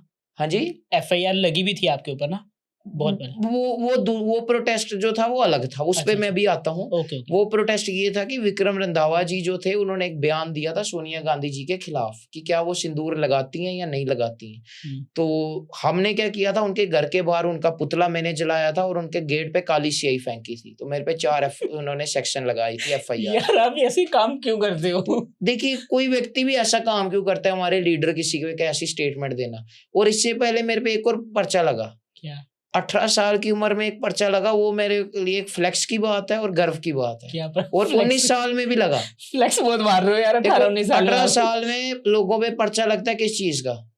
लड़की छेड़ी, गाड़ी मारी, गाली दी, मेरे पे लगा अमित शाह से पंगा लिया। तो गृह मंत्री पर्चा लगा रहा है 18 साल की उम्र में एक बच्चे में, तो कोई फेयर तो होगा ना, कोई बात तो होगी। तो हमारे लिए तो गर्व की बात है कि 18 साल में गृह मंत्री पर्चा लगा के आया है। अच्छा। और उल्टा मैंने केक कटिंग की थी उसके बाद। अच्छा, पर्चा लगने के बाद? हाँ, इतनी खुशी? क्योंकि मेरे को पता है मैं कोई गलत काम नहीं किया। कोई एफआईआर हो ना कि बदतमीजी की महिला से भद्र भाषा में, तो मुझे शर्म आएगी, सिर नीचे झुका के घर जाऊंगा। जब पर्चा गृह मंत्री लगा रहा है तो सिर ऊपर करके घर जा रहा हूँ। और गाड़ी वाले के बाद रीवेल का मैंने आपको प्रोटेस्ट बता दिया। रीवेल के बाद डिस्टेंस में प्रोटेस्ट किया था कि डिस्टेंस का ऑर्डर निकलता है, हर बच्चे को 610 रुपया स्पोर्ट्स फी देनी है। टोटल क्लासें उनकी 15। कोई चनाब कोई दूर दराज का बच्चा वो क्लास लगाने क्यों आएगा जब क्लासें 15 है? कहते स्पोर्ट्स फी 610 कंपलसरी देनी है, ऑन गोइंग सेमेस्टर में नहीं दोगे तो पेपर में नहीं बैठने देंगे, रोल नंबर नहीं देंगे। हमने प्रोटेस्ट किया और 200 बच्चा वो है जिसने अभी तक फी जमा नहीं कराई। ये आया था कोई 4 महीने पहले और अब 4 महीने हो गए, अभी तक 200 बच्चों ने नहीं दी है बस। अच्छा, मतलब पूरे जम्मू यूनिवर्सिटी का आपने उठा के रखा, कोई भी प्रॉब्लम मैं सॉल्व करूंगा। उसके ऊपर मेरे को 100 कॉज नोटिस इशू किया और मैंने वो फाड़ दिया उनके सामने। अच्छा, मेरे को आया 100 कॉज, कहते ये लो लिख के दो, मैंने उनके सामने फाड़ दिया। मैंने कहा मैं क्यों लिख के दूं, गलत मैं हूं ही नहीं। आप कहते हो बच्चे के ऊपर कि भाई तू पैसे दे, तो प्रोटेस्ट करना मेरा कॉन्स्टिट्यूशनल राइट है। अब प्रोटेस्ट करने पे आप 100 कॉज नोटिस कैसे इशू कर रहे हो? तो मैंने कहा 100 कॉज नोटिस इशू करने जाओ चांसलर गवर्नर साहब पे करो कि आपकी गाड़ी कैसे आई। वीसी साहब कानून लाते हैं तो गवर्नर चांसलर नहीं मानते। तो हमेशा लड़ने वाला जोश होना चाहिए। बाकी मेरे को इन्होंने कहा डिग्री रोक देंगे, डिग्री रोकने के बाद भी मैं 6 प्रोटेस्ट कर चुका हूँ। अच्छा, बोलने के बाद। और ये अगर जिस दिन डिग्री रोकेंगे तो यूनिवर्सिटी फिर उसके बाद एग्जिस्ट ही नहीं करेगी, लास्ट ईयर होगा यूनिवर्सिटी का। अच्छा, आपको ऐसा नहीं लगता कि आप पढ़ाई से ज्यादा प्रोटेस्ट पे बिजी हो? बिल्कुल। क्यों? पढ़ाई क्या पढ़ाई चीज? की उम्र है। पढ़ाई होता है ये चीज कि भाई आप ये चीजें प्रैक्टिकल नॉलेज, हम तो रियल में अप्लाई कर रहे हैं। मतलब हमारी पढ़ाई में प्रोटेस्ट करना सिखाया जा रहा है क्या? पढ़ाई में बिल्कुल पढ़ाया जा रहा है। कॉन्स्टिट्यूशन हमें क्या बताता है, जहां पे आपको लग रहा है कि संविधानिक कोई चीज गलत हो रही है, आपका राइट है प्रोटेस्ट करने का, वो तो हम करते हैं। अच्छा, अब आप मुझे एक बात बताओ, ये बहुत अच्छा आपने मुद्दा लाया। मैं एक चीज बोलना चाहूंगा लोगों पे, जब मैं यूनिवर्सिटी में कोई मुद्दा उठाता था ना, तब 2-4 अंकल विद्यार्थी ने कभी नहीं मेरे को खिलाफ बोला, बोलते भी नहीं है। ये अंकल आंटी जी जो 50 साल 40 ईयर प्लस हैं, भाई आप पढ़ने जाते हो, आप क्या करने जाते हो? अब मेरा एक सवाल है, अब यूजीसी के ऊपर कानून हो रहा है तो आप लोग उस पर प्रोटेस्ट करते हुए दिख रहे हो। तब मेरे पे पता नहीं क्या anti national, anti student, anti university क्या क्या टैग लगाया। अब यूजीसी मुद्दा है, प्रोटेस्ट करते हैं, बाकी मुद्दे आते हैं तो लोग प्रोटेस्ट करते हैं, तब आप क्यों नहीं बोलते हो? तो सर प्रोटेस्ट करना कोई चीज गलत नहीं है, प्रोटेस्ट करने के बाद समाधान निकला है, बात सुनी गई है, 1.5 सीटें आगे कराई हैं, तो इसमेमें कोई शेम की बात नहीं है, प्राउड की बात है। प्रोटेस्ट हर व्यक्ति को करना चाहिए जब किसी चीज पे गलत हो रहा है। ओके, और कौन सा प्रोटेस्ट करा आपने? डिस्टेंस का प्रोटेस्ट किया। विक्रम रंधावा जी एमएलए जी की गाड़ी जब यूनिवर्सिटी गई थी उनके ऊपर भी प्रोटेस्ट किया था हमने। तो प्रोटेस्ट हमने विश्वविद्यालय में कई मुद्दों के ऊपर किए हैं, जैसे आपका एनएलयू के इश्यूज हो गए, इन सब हम एनएलयू और ये यूजीसी एक्ट के ऊपर आते हैं, बट उससे पहले श्री माता वैष्णो देवी यूनिवर्सिटी जो वहाँ पे कॉलेज को बंद किया गया, पहले तो ये मतलब लोग प्रोटेस्ट करते रहे, यहाँ के ये राजपूत सभा हो गई या कोई और, आपने राजपूत सभा के साथ भी कुछ करा था, मैं कहीं पढ़ रहा था, आई रियली डोंट नो, क्या मैं वो भी पूछूंगा? हाँ 2000, अच्छा मैं जैसे अब बात आई थोड़ा मैं प्री वो जाना चाहूंगा क्योंकि वो चीजें मैं ज्यादा मेंशन कर नहीं पाता। हाँ करो। तो 2018 से हमारा राजनीतिक बयानबाजी शुरुआत हुआ, स्ट्रगल 2018 से शुरुआत हुआ। और आपको स्टार्टिंग में बहुत ट्रोल किया गया? हाँ जी, स्टार्टिंग में आपको काफी ट्रोल किया देखिए ट्रोल तो अगर कोई ट्रोल कर रहा है, कोई टिप्पणी कर रहा है, इसका मतलब वो आपको जानता है। मैं कह रहा हूँ आप ऐसे पॉडकास्टर हो, आप ऐसे कह रहे हो, एटलीस्ट मैं आपको जानता तो हूँ ना कि आप असल में पॉडकास्टर तो हो। या 12 साल की उम्र में कौन किसको जानता है? कोई 12 साल की उम्र में आपको गाली भी दे रहा है, मतलब वो आपको जानता है। तो 12 साल की उम्र में इधर पॉजिटिव और नेगेटिव क्रिटिसिज्म या पॉपुलैरिटी, मुझे अगर कोई बंदा उस उम्र में जान रहा है, मेरे लिए तो अचीवमेंट की बात है। हाँ सही है। हाँ 12 साल की उम्र में कोई टिप्पणी दे रहा है कोई लीडर, तो मतलब मुझे जानता है, तो मेरे लिए तो गर्व की बात है ना। ट्रोल किया गया, आप क्यों नहीं करते? आप इस चीज को मानते हो, सही कहना, पहले जितना ट्रोल करते थे अब उतना नहीं करते। अब आपको लोग पसंद करते हैं? मैं आपसे पूछ रहा हूँ। नहीं, अब वही तो बोल रहा हूँ कि लोग आपको पसंद करते हैं ना। तो अब पहले से जो चेंज आया, क्योंकि लोग क्या करते हैं सर, प्रोसेस को ट्रस्ट नहीं करते, हम करते हैं। हमें पता है हम जाएंगे, स्टार्टिंग में लोग 10 चीज बोल, एंड में वही लोग अब मुझे रिक्वेस्ट भेजते हैं और मैं फॉलो बैक करता हूँ। ये मेरे साथ हुआ है। अच्छा। क्योंकि कुछ लोग क्या करते हैं, भद्र भाषा करते थे, तो मैं उन्हें वहां रिस्ट्रिक्ट कर देता था। तो वहां आता ना यू हैव रिस्ट्रिक्टेड, जब मुझे आई रिक्वेस्ट है, ये तो कोई दिक्कत, जब मैं प्रोफाइल गया यहाँ आता था यू हैव, मेरे को याद है अच्छा इसने एक बार मेरे को बदतमीजी की थी, अब सेम बंदा मेरे को रिक्वेस्ट भेजता है, मैं फॉलो बैक भी करता हूँ। तो ये भी बात अच्छी है कि लोग, अगर आप चेंज हो रहे हो, वो सिर्फ अपने में एक अच्छी बात आते हुए हमें दिखाई देती है। ओके, तो मैं वैष्णो देवी यूनिवर्सिटी के बारे में बात कर रहा था। वैष्णो देवी पे भी मैं आता हूँ। स्टार्ट जो था 2018 में किया गया था, जब आसिफा का एक अनफॉर्चुनेट इवेंट हुआ था, रेप इंसिडेंट था। तब हमारे यहाँ के the then deputy CM Kavinder Gupta ji oath लेते हुए ये कहते हैं मीडिया को कि ये तो एक छोटा सा मामला है रेप का, क्योंकि जो विक्टिम है वो मुस्लिम है, दूसरा एक अलग कास्ट से बिलोंग करता है। मुझे बहुत ज्यादा मैं नहीं कहूंगा। उसके ऊपर हमने उनको जवाब दिया था। क्या जवाब? बावे में हमने कहा था कि कितनी सेम की बात है, हमारा डिप्टी सीएम संविधान के ऊपर हाथ रख के कसम खा के शपथ लेता है और आगे वो ऐसी टिप्पणी करता है, छोटा सा मसला। मैंने कहा धर्म जात ना कोई ऊपर है ना कोई नीचे, जो इनह्यूमन एक्ट है वो हमेशा कंडेम किया जाना चाहिए, चाहे कोई भी व्यक्ति ने किया गया हो। तब हमने 12, हमारे धर्म ग्रंथ कहते हैं 12 साल की उम्र में तो बंदे पे ना पाप लगता है ना पुण्य लगता है, क्योंकि उसको पता ही नहीं होता सही गलत है क्या, मेंटली मैच्योर नहीं होता। हमने तब बयान दिया था। फिर युवा राजपूत सभा 2023 में क्या था, सरोड टोल पे राजपूतों पे डंडे बरसाए गए, युवा राजपूत सभा के लोगों को जेल में बंद किया गया। हम दिल्ली गए, प्रोटेस्टों में जुड़े, प्रदर्शनों में जुड़े, टोल के ऊपर की 60 किलोमीटर रेडियस में जब 2 से ज्यादा टोल नहीं हो सकते, मंत्री कह रहा है तो है कैसे है।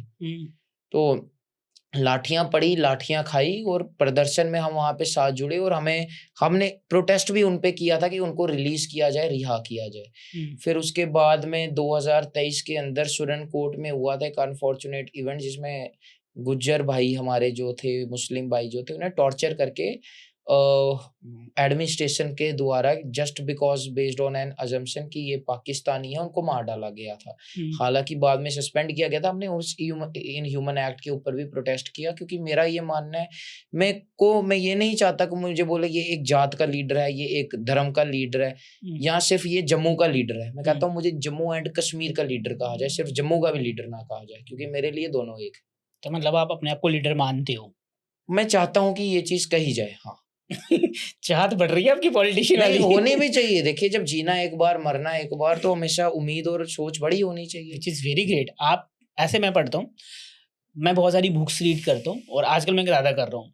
तो हर बड़ा बिजनेसमैन, ज़्यादातर मैं बिजनेस या मोटिवेशनल या लोगों की बायोग्राफीज पढ़ता हूँ, तो ये बोलते हैं कि आपकी सोच जितनी बड़ी होगी ना, आपकी पॉसिबिलिटी उतनी ज़्यादा है। और अगर फेल भी करोगे तो पुरानी छोटी सोच से ऊपर ही एक्सीड करोगे। जैसे कि शाहरुख खान जी एक चीज़ बोलते हैं, उनसे बड़ी सारी चीज़ें सीखने को मिलती है। वो ये बोलते हैं कि अगर आप अपनी सोच को 15 माले पे फेंकोगे ना, और जब आप पकड़ने जाओगे एटलीस्ट 5 में या 8 में या 10 में भी तो पहुंचोगे ना, 0 पे तो नहीं रहोगे ना। जब आप सोचोगे ही 1 का, तो पहुंचोगे कहाँ पे? तो इसलिए सोचना बड़ा है। बिल्कुल, ये बहुत अच्छी चीज़ है। ओके, सो हम दोबारा से उस पॉइंट पे आते हैं, अपना वैष्णो, हाँ एसएम वीडियो। पहले वहाँ पे बहुत सारे मतलब हिंदू संगठन के लोगों ने वहाँ पे प्रदर्शन करा और बोला कि भाई यहाँ पर कॉलेज पे बंद कर देना चाहिए। जैसे ही वो ठीक हो गया, फिर मैं आपकी वीडियो देखता हूँ, आप शुरू हो जाते हो कि भैया मैं यूनिवर्सिटी वापस चाहिए। मतलब मैं सोचूं चल क्या रहा जम्मू में, एक बंद के लिए वो कर रहा है और एक बोल रहा है हमें ओपन चाहिए। देखो एसएम वीडियो किसके द्वारा चलाया जा रहा है? जो अपना वैष्णो देवी का वो है, जो एसएम वीडियो चलाया जा रहा है हिंदुओं के द्वारा, पैसा हिंदू का जा रहा है, श्राइन बोर्ड बनाया गया है। श्राइन बोर्ड किसका? हिंदुओं का मेन है। तो इस पे हिंदुओं की सीट होनी चाहिए। मैं खुद स्पोर्ट में हूँ, 52 जो थी ना 50, वहां हिंदू की सीट होनी चाहिए थी, परंतु उससे पहले माइनॉरिटी स्टेटस का दर्जा दिया जाना चाहिए था। वो देना किसका काम था? केंद्रीय सरकार का। चांसलर कौन? मनोज सिन्हा। हेल्थ का मंत्री कौन? जेपी नड्डा जी, बीजेपी के प्रेसिडेंट। तो ये काम इनका था। अगर ये चीज रखी जाती, जब पहले ही आप कह देते कि हिंदुओं के लिए सीट जाएगी और तब नहीं जाती, हम बिल्कुल विरोध करते। हम भी कहते कि नहीं यार बंद करो, ये तो चीज गलत है, ये कैसे सीटें आ गई। परंतु बेस्ड ऑन मेरिट अगर कोई व्यक्ति सीट निकाल रहा हो, जब तक कोई ऐसा ऑर्डर है ही नहीं, गलती सरकार के उस पे है, तो आप कह रहे हो हम कॉलेज बंद कर रहे हैं और वहां ढोल नगाड़े बांटे जाए। उसके बाद रौनक भाई को हम लेके आए जम्मू में, हमने प्रोटेस्ट किया वहां पे, उसको खोलो। और हमारा अभी भी यही कहना है, जो धर्म के ऊपर सीटों को बंद किया गया था उसके हम बिल्कुल खिलाफ है, क्योंकि मैं हिंदू हूँ। कल को मेरी सीट कश्मीर में निकलती है तो कश्मीरी कल को प्रोटेस्ट करेंगे, भाई इसकी सीट कैसे निकली, ये बंदा हिंदू है। तो मैं तो खुद दुख होगा कि यार जस्ट बिकॉज मैं वहां जन्म ले रहा हूँ, मैं अगर मेरिट पे निकाल रहा हूँ तो मेरे खिलाफ प्रदर्शन हो गए। अगर मैं वो चीज एक्सेप्ट नहीं करूंगा तो मैं ये चीज भी एक्सेप्ट नहीं करूंगा। यहाँ पे कम्युनिटी की जो सीटें आई उनको बंद किया गया और उस पर सेलिब्रेशन होते दिखे। ओके, अच्छा, रौनक भाई जो आए थे, आपने उनको बुलाया, पहले तो मुझे तो कैसे बुलाया, कैसा रिलेशन है आपका उनके साथ? देखिए रौनक खत्री जी जो है वो हमारी जान है, वो मेरे भाई हैं, बड़ा भाई मैं मानता हूँ और वो मुझे छोटा भाई मानते हैं। अच्छा। उनकी जब टीम आई तो वो मेरे से एक चीज पूछती कि आपका भैया से हमें नहीं पता कैसा रिलेशन, लेकिन ऐसा रिलेशन किसी का नहीं है। अच्छा। मैंने कहा क्यों? कहते कि एक फोन पे कुछ पूछे बगैर कहाँ क्या है, लोकेशन भेजो, कौन सी जगह रुक रहा हूँ पूरा देखे। वो कहते ठीक है डन। कहते उन्होंने पूछा ही कुछ नहीं। ऐसे होते हैं कि बंदा दिल्ली जाता है, भैया ये रहा रोड मैप, यहाँ पे आएंगे, यहाँ नहीं। और भैया को सिर्फ एक फोन किया और भैया एक फोन पे आए, दूसरा फोन भी नहीं लगा। तो ये हमारा भाईचारा था। और जब वो आए तो हमारी बात होती, जय भाई कैसे हो, बिल्कुल। कभी भाईचारे में जैसे होता है ना, बंदे ने कभी फोन कर लिया कि भाई एक बात था मेरा ना, ये सजेशन है, ये सारा कुछ है। और वो मतलब कभी रात को भी बात हो गई 12 पे भी 1 पे भी, और मैं मतलब उनको अपना एक भाई मानता हूँ। कभी कभी होता है जैसे मैं सर बोल देता हूँ कि एक रिस्पेक्ट, वो कहते हैं सर नहीं भाई बोल। तो मतलब वो हमारे बहुत अच्छे भाई हैं और वो कितनी अच्छी बात है। और एक इसमें शर्म की भी बात है और एक इसमें प्राइड की भी बात है। शर्म की क्या बात है? प्राइड ठीक है, शर्म की एक ये बात है कि एक व्यक्ति दिल्ली से अगर जम्मू आ रहे हैं स्पेसिफिकली उस मुद्दे को उठाने के लिए जो अफेक्ट कर रहा है हमारे लोगों को, और वहां के जो लोकल लोग हैं उनको सबसे पहले आके इस चीज पे आवाज उठानी चाहिए थी।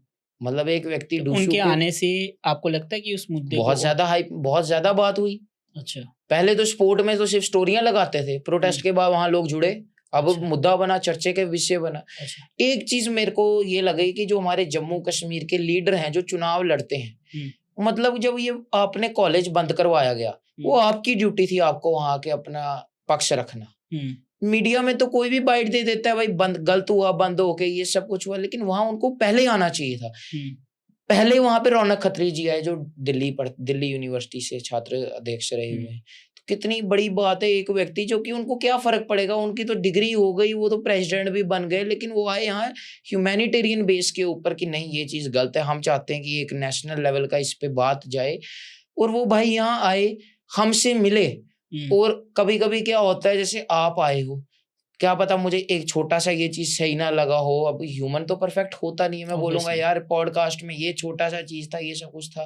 कभी कभी होते हम बोल देते हैं यार ये क्या, उन्होंने कुछ भी नहीं कहा, जबकि ये मेरा पहली बार मैंने किसी व्यक्ति का प्रोग्राम कराया 20 साल में। मैं एक्नॉलेज करूंगा कहीं गलतियां मुझसे क्या पता हुई होंगी या सच में हुई होंगी। उन्होंने मुझे कुछ नहीं कहा, उन्होंने कहा जय भाई मैं बिल्कुल संतुष्ट हूँ, तूने बहुत अच्छा प्रोग्राम जम्मू में कराया, मैं दोबारा यहाँ पे आऊंगा, और जब मैं यहाँ पे आऊंगा तो मैं तेरे घर पे आऊंगा, तेरे मतलब घर पे तो आए 2-3 बार आए, कहते घर पे बैठ के डिनर करेंगे।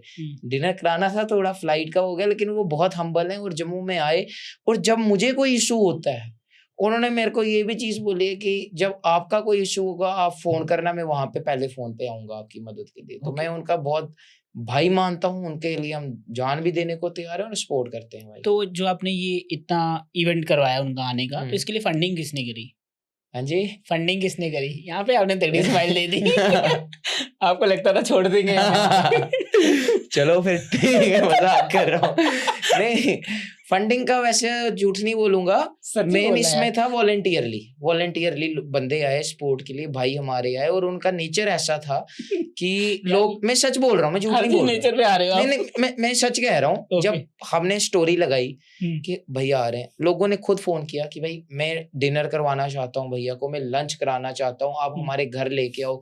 अखनूर, डोडा, किश्तवाड़, रियासी, इतने इलाके तक के लोगों ने कहा आप हमारे घर इनको लेके आओ। आप इतनी दूर दूर कैसे लेके? मेरी बात तो सुनो ना, मैं कह रहा हूँ कि लोग उनको मिलना चाहते हैं। काफी ऐसे लोग थे जिन्हें वॉलंटियरली कहा भाई आज डिनर मैं करा रहा हूँ, लंच मैं करा रहा हूँ, मैं करा रहा हूँ, हमारे भाई थे। तो होटल का किसने देखा था? हाँ जी, होटल का वो सारा कुछ जो था वो हम मतलब मैंने ही रखा था, झूठ नहीं कहूंगा। अभी तो ये नहीं बोलते कि वो भी वॉलंटरी हो गया। नहीं, झूठ क्यों कहूंगा, बाकी जो चीजें थी वो हमारे भाइयों ने ये सारा कुछ रखा था। तो इसमें बाकी मैंने कि डोनेशन वो सब नहीं मांगी, मुझे अच्छा नहीं लगता। स्मार्ट बन रहे हो आप काफी।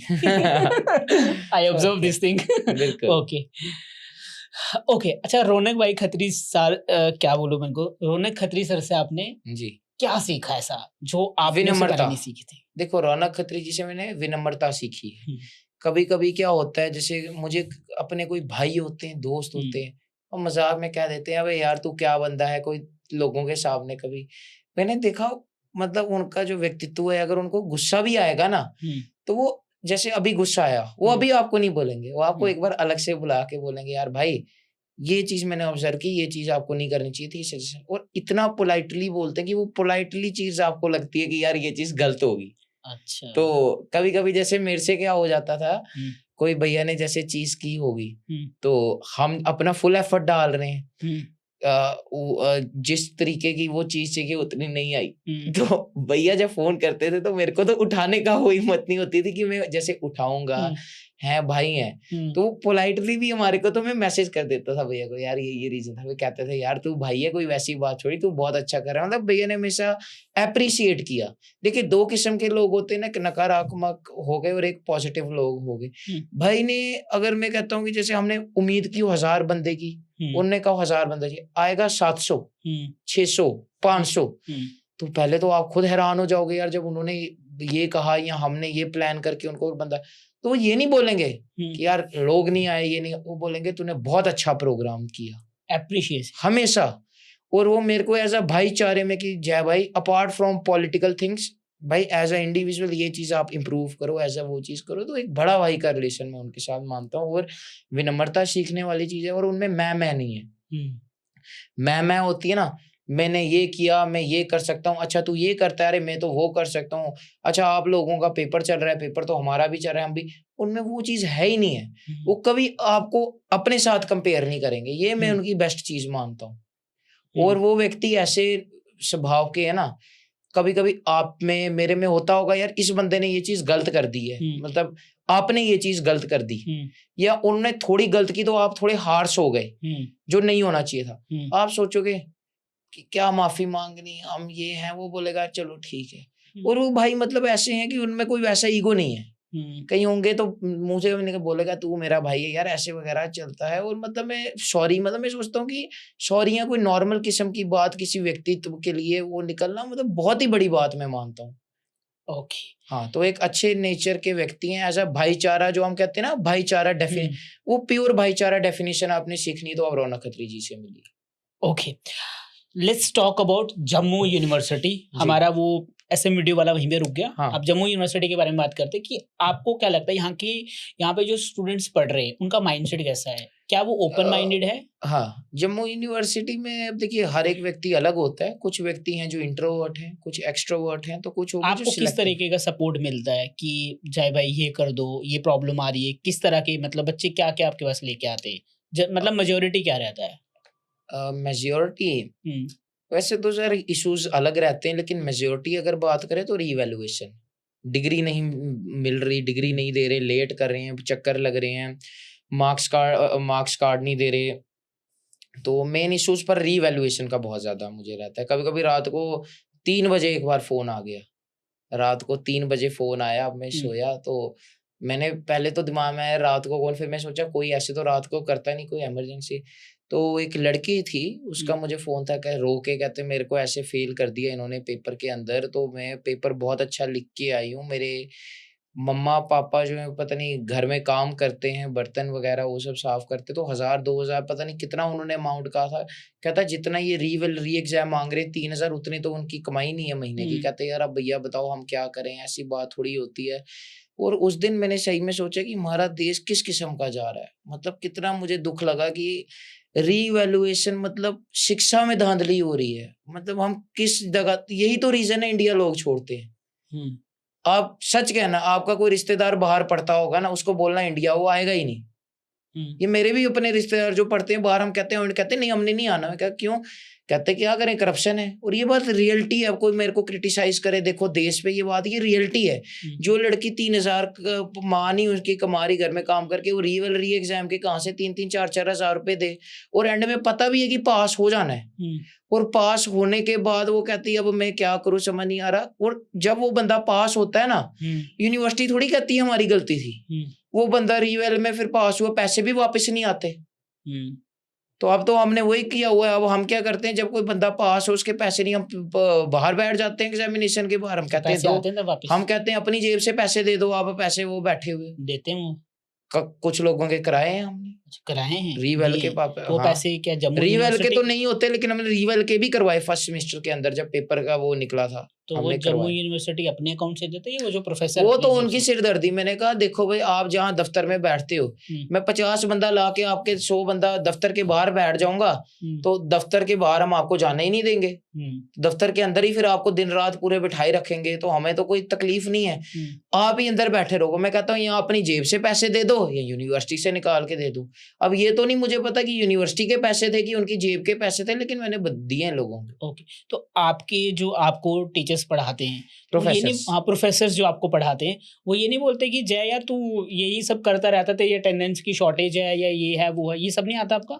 देखो पहले तो जब वो एक बात मैं आपको कहूँ, टू बी वेरी फ्रैंक, 2 किस्म के प्रोफेसर्स हैं, 2 किस्म के लोग, एक सपोर्ट में और एक नहीं। और जो नहीं है वो कौन है? जो कंट्रेक्चुअल है, जिनको बनने का सपना है यार मैं प्रोफेसर बन जाऊं, परमानेंट हो जाऊं, एक वो है। अच्छा, कुछ प्रोफेसर्स वो हैं जो चाहते हैं यार मैं प्रोफेसर हूँ, मैं काश डायरेक्टर बन जाऊं, तो ये कैसे होगा? अच्छा, कुछ डायरेक्टर ऐसे हैं जो मैं डायरेक्टर हूँ, मैं डायरेक्टर पे बने रहूं, तो ये वो लोग कौन है? और ये कौन बनाएगा? ये एडमिनिस्ट्रेशन बनाएगी। हम एडमिनिस्ट्रेशन की सपोर्ट करते हैं, हम इस बंदे की सपोर्ट नहीं करते। हम अच्छा भी करेंगे, उनका काम है गिराना। और कुछ वो लोग हैं जिनको कोई फर्क नहीं, पर वो भी बहुत कम होंगे। अच्छा, अब मैं नाम नहीं लूंगा, वो मुझे कहेंगे नाम क्यों लिया आपने स्पोर्ट में, इससे अच्छा खिलाफ ही बोल देते। तो लेकिन वो होंगे 30 में से 1। नहीं, मैं ये भी पूछने वाला कि यार कोई तो आता होगा ना ऐसे आपका प्रोफेसर जिसके साथ आपकी बहुत अच्छी अंडरस्टैंडिंग होती होगी, बोलते होगा बेटा तुम अच्छा कर रहे हो, लेकिन थोड़ा ध्यान रखो अपना। सेम लाइन बोलते होंगे ना? सही बात है, ध्यान का तो नहीं, मतलब हाँ कहते हैं बहुत अच्छा कर रहे हो, ये भी मुद्दा उठाओ, वो भी मुद्दा उठाओ। अब अनफॉर्चुनेटली मेरे खिलाफ ही उठाओ। नहीं, मतलब अनफॉर्चुनेटली क्या है कि वो बड़े अच्छे हैं, हमारे साथ लेक्चर आ रहे हैं, कुछ मैं नाम लेना चाहता हूँ पर मैं ले नहीं सकता, क्योंकि मैं गुड फेथ में बोलूंगा, यूनिवर्सिटी उनको निकाल देगी कि अच्छा परमानेंट होने, जॉब मत खाओ भाई किसी भी। सरकार तो ऐसे नहीं दे पाई, हम क्यों छीने किन की जॉब? तो मैं नाम नहीं, बाकी स्पोर्ट में कम है, ऐसा नहीं बोलूंगा सारे, लाइक 100 में से, टू बी वेरी ऑनेस्ट, 1% होंगे जो स्पोर्ट में होंगे, बिल्कुल सच, एक, ज्यादा नहीं कम नहीं, बट हाँ इतने हैं जो करते हैं स्पोर्ट। तो जम्मू यूनिवर्सिटी के अंदर ऐसा और क्या क्या हो रहा है जो लोगों को नहीं पता है, गलत हो रहा है? जी, सबसे पहला तो रीवेल का इशू आ जाता है, जो मैंने आपको बता दिया। हाँ मतलब बता दिया, वही मैं कह रहा हूँ, एक तो मैंने कर दिया ना रीवेल का।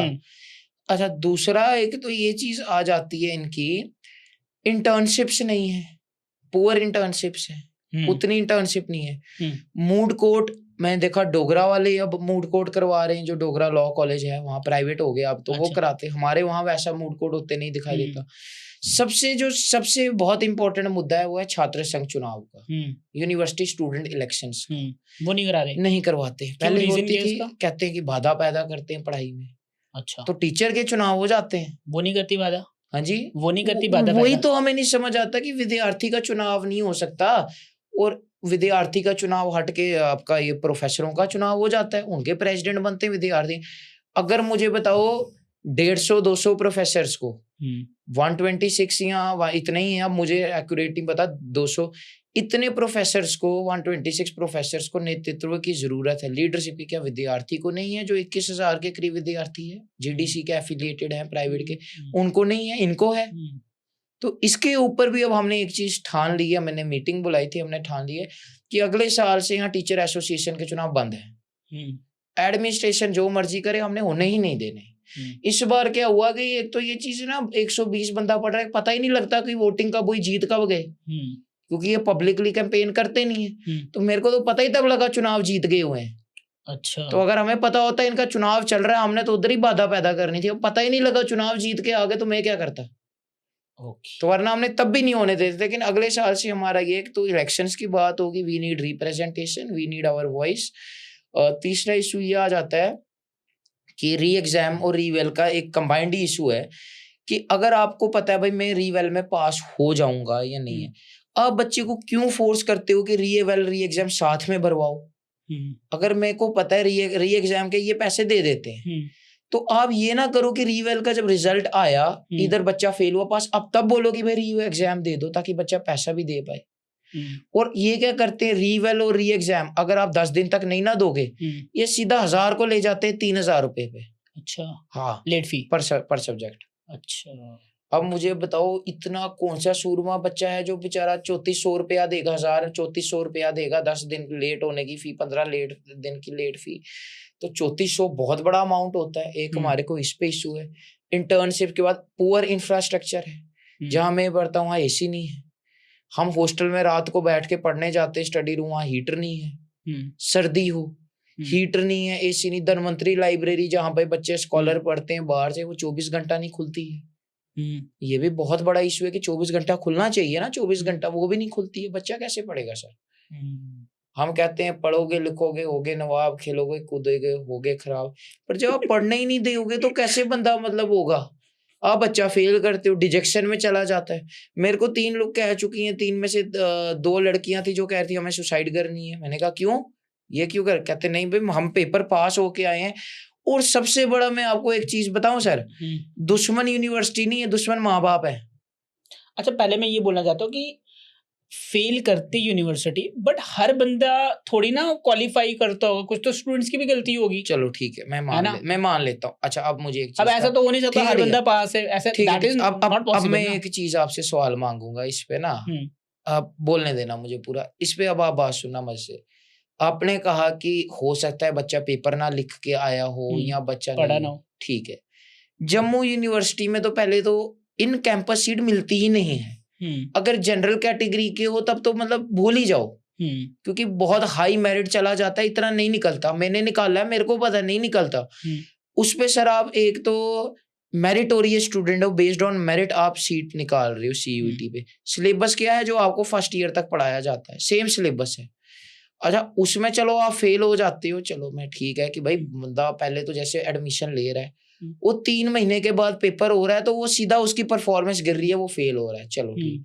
सर फिर रीवेल में पास क्यों हो रहा है? 50-50 40 नंबर कैसे बढ़ रहे हैं? सभी के बढ़ रहे हैं, सबके बढ़ रहे हैं। 7th सेमेस्टर में क्या होता है, 60 100 बच्चा फेल होगा, मैंने आरटीआई लगाई है, मैं आपको भेजूंगा ये आरटीआई का। सर 100 बच्चा, 2 पेपर हुए सीपीसी के, प्रोफेशनल एथिक्स के। सीपीसी में 545 बच्चा पेपर देता है, उसमें 100 बच्चा फेल हो गया, 20%। 100 में से 61 बच्चा रीवेल भरता है, तो 62% बच्चे ने भरा, 38 ने नहीं। 62 में आपका गैस क्या, कितना बच्चा पास होना चाहिए? पहले तो आपने मुझे बताया था। नहीं वो नहीं, वो छोड़ के, वो मेरा उस पे मत आओ, अपनी एक टेक पे कितना होना चाहिए पास? हो सकता है 60-70%। तो वो भी बहुत ही ज्यादा हो गया। नहीं मतलब, क्योंकि वहाँ पे मैरिट वाले बच्चे जा रहे हैं, मैरिट पे जा रहे हैं। मैं कह रहा हूँ रीवेल में फिर भी 2-4 बच्चा होना चाहिए पास, 5 बच्चा होना चाहिए। 62 में 62 बच्चा ही रीवेल पास हो गया, एक बच्चा नहीं था जो फेल हुआ, वो सिर्फ 62 में 62। मतलब, और इसमें एक बात बताऊं आपको, जो 100 में से 62 बच्चे ने रीवेल भरा था, अगर सक्सेस रेट के हिसाब से अगर 100 बच्चा भरता तो 100 का 100 पास होता, 38। और प्रोफेशनल एथिक्स में 92 बच्चा फेल हुआ, और 92 बच्चा फेल होता है, रीवेल भरते हैं 38। आधों को था हमारा से 38 में सिर्फ 33 बच्चा पास हो गया रीवेल में। अगर वही सक्सेस रेट लगा के चलो ना, 92 में 92 बच्चा भरता ना, 78 बच्चा रीवेल में पास था उस हिसाब से, क्योंकि 87% सक्सेस रेट था पास होने का। अब आप मुझे एक बात बताओ, 46 बच्चा और पास हो सकता था, एक के अंदर 39 बच्चा और पास हो सकता था, तो नहीं हुआ, और सारे रीवेल में पास हो रहे हैं। तो एडमिनिस्ट्रेशन की गलती है या बच्चों की गलती है? बताओ। एडमिनिस्ट्रेशन की गलती है। मैंने सर आरटीआई लगा दी इस पे। मैंने कहा वेदर एनी एक्शन और inquiry was initiated against the original evaluator responsible for such poor marking. Response सुनना, no action was taken against the professor as wisdom of the professor can never be questioned. क्यों? मैंने भी पूछा कि क्यों? मतलब professor का जो इच्छा है, प्रोफेसर की क्रेडिबिलिटी को कभी चैलेंज किया ही नहीं जा सकता है। और सर 100 में से 62 में 62 रीवेल में पास हो गया, लेकिन तब भी नहीं किया जा सकता है। तो मैंने बोला कि सर क्यों? रिस्पॉन्स सुनना, आप जाते हो अस्पताल, आपकी मौत हो जाती है, तो क्या आप अस्पताल वालों पे क्वेश्चन उठा सकते हो कि भाई हमारी मौत होगी, हमने तो पैसे दिए थे? मैंने कहा नहीं उठा सकते, लेकिन अगर वो बंदा शराब पी के बच्चे का ऑपरेशन करे और बंदा मर जाए, तब उठा सकते हो कि नेग्लिजेंस था, ड्यूटी में नेग्लिजेंस था। तो मुझे बताओ, आपके प्रोफेसर क्या खा पी के चेक करते जो सारा बच्चा फेल होकर रीवेल में पास हो जाता है? और विद्यार्थी की कॉम्पिटिटिवनेस को आप चैलेंज कर सकते हो? जो जनरल का होके compete करके आता है, बच्चों से, देश के बच्चों से सीट निकालता है, फिर पेपर 3 महीने में फेल, उसके पढ़ने की क्षमता, कॉम्पिटिटिवनेस को चैलेंज किया जा सकता है, लेकिन एक प्रोफेसर का विजडम को चैलेंज नहीं किया जा सकता। ये कौन सा देश है? और फिर यूनिवर्सिटी बात करती है यूनिफॉर्म सिविल कोड, यूनिफॉर्मिटी की। सर ये कौन सी यूनिफॉर्मिटी है? क्या होता है यूनिफॉर्म? मतलब कि आप कौन सी यूनिफॉर्म की बात? यूनिफॉर्म सिविल कोड हो गया कि हर एक पे एक कानून लागू हो। ये यूनिवर्सिटी वेबिनार इवेंट्स वगैरह कराते हुए दिखाई देती है, पोस्टर लगाते हुए दिखाई देती है। ये कौन सी यूनिफॉर्मिटी है? वीआईपी आए गाड़ी में जाए, बच्चा चल के जाए, वीआईपी आए उसको प्रोटोकॉल मिल जाए, जो बच्चा आए पेपर में फेल हो रहा है तो बच्चा नालायक। अच्छा एक और सवाल इस पे, वीआईपी को तो प्रोटोकॉल मिलेगा सर, मैं कहता हूँ मिलना चाहिए। परंतु अगर ये रीजन दिया जा रहा है ना कि बच्चों की गाड़ी से पोल्यूशन हो रहा है, तो उनकी गाड़ियों से भी पोल्यूशन हो रहा है। That is a different thing. और उसमें एक chancellor is the head of the institute. Chancellor गाड़ी में जाएगा, वो वीसी यूनिवर्सिटी के ऑर्डर नहीं मानेगा, बच्चा क्यों माने? पक्षपात क्यों है? ये चीज के हम खिलाफ है ना। कल को आर्मी अफसर, कल को पुलिस स्टेशन में ऑर्डर निकलता है कोई जूते पहन के अंदर नहीं जा सकता, तो एसएचओ जूते पहन के, एसपी एसएसपी जूते पहन के जाए, बाकी क्लर्क जो है वो ना जाए, तो वो गलत नहीं है क्या? वही सेम चीज यहाँ आती है सर। ये कानून सबसे गलत है। इसमें मांगे गए और हमारा जो रिजल्ट आता है ना सर, उसको सार्वजनिक करते हैं, पब्लिक करते हैं कि बच्चा फेल है। तो रिजल्ट तो पब्लिक ही होता है सर। रिजल्ट पब्लिक, आप मुझे बताओ, आप मेरी बात सुनिए, साइट पे आता है, पीडीएफ में आता है, कोई भी जाके देख लेता है। 12th 10th ये आपका बोर्ड, ये आपका जितने होते हैं क्लैट स्लैट या आपका सीयूईटी, जितने पेपर होते हैं मैट, ये सर एक सब्जेक्ट कोड होता है, वो आप सर्च करते हो, वहां पे फिर आपका पर्सनल रिजल्ट आता है। और सर जब पब्लिक रिजल्ट आ रहा है, बच्चे के आगे फेल आ रहा है और रीवेल में पास हो जाए, हमने तो फिर कंट्रोलर साहब वहां गए थे, हमने उनको एक बात बोली थी कान में, मैंने कहा था कि हम तो चलो फेल, मेरे को क्योंकि कान में क्यों बोली बात? मैं यहाँ नहीं बोल सकता, पर्चा लग जाएगा मेरे पे बोलने पे। अच्छा फिर रहने दो भाई। आप पे भी लगेगा, हम बोलेंगे इन्होंने बोला था बोलने को। हम इकट्ठे जाएंगे। नहीं भाई मुझे माफी दो। मैंने उनको कान में एक चीज कही थी, क्योंकि मैं फर्स्ट सेम में मैं खुद मेरे को फेल किया गया था, फर्स्ट सेम में 3 में मुझे फेल किया। अच्छा, ये दर्द तभी आप बाकियों से बता रहे हो। और फर्स्ट सेम में सर मुझे 3 में फेल किया और रीवेल में सारे पास। और क्या हुआ, कुछ पत्रकार मित्र थे जिन्होंने को मेरे पे हेट था, उन्होंने ना मेरा रिजल्ट बड़ा वायरल किया ओपन डाल के। और उस पे एक मीडिया कर्मी थे, मैं नाम नहीं लूंगा, वो कहते थे कि आपको तो सुसाइड कर लेनी चाहिए, आप फेल हो गए। और तब मैंने एक चीज सोची कि क्योंकि मेरी मेंटालिटी काफी स्ट्रांग है, मुझे फर्क नहीं पड़ता कोई क्या कह रहा है, I don't care to be very honest, मुझे नहीं फर्क पड़ता, कोई लाख बंदा गाली दे करोड़ में फर्क नहीं पड़ता। तो मैंने एक चीज सोची, मुझे नहीं फर्क पड़ रहा, कोई रिजल्ट डाल रहा है सुसाइड कर पब्लिक, मैंने कहा लेकिन क्या पता कोई व्यक्ति हो जिसकी मेंटालिटी शायद मेरी जैसी ना हो, उसको भी दोस्त आने देते हो लोग, घर वाले मजाक उड़ाते हो कि तू फेल हो गया, और अगर कल को वो सुसाइड कर रहे, तो मैंने सोचा अगर मैं चुप रहूंगा मैं भी रिस्पॉन्स। तो मैंने कान में कंट्रोलर सर के वहां एक बात बोली थी कि ऐसे बच्चा फेल हो गया, आगे से होगा तो हम ऐसे ही एक चीज करेंगे। तो उसके बाद से रिजल्ट निकले हैं, आपका रिजल्ट निकला एक 7th सेमेस्टर का अलग, जो 64 बच्चा फेल था सारा पास हो गया। उसके बाद 7th सेमेस्टर का 6th सेमेस्टर का रिजल्ट निकला, जिसमें टोटल 2 बच्चे फेल हुए 82 में से, और 2 भी कौन थे जो पेपर ही देने नहीं आए। अच्छा। इतिहास बना 63 में कि पहली बार 0 बच्चा फेल हुआ।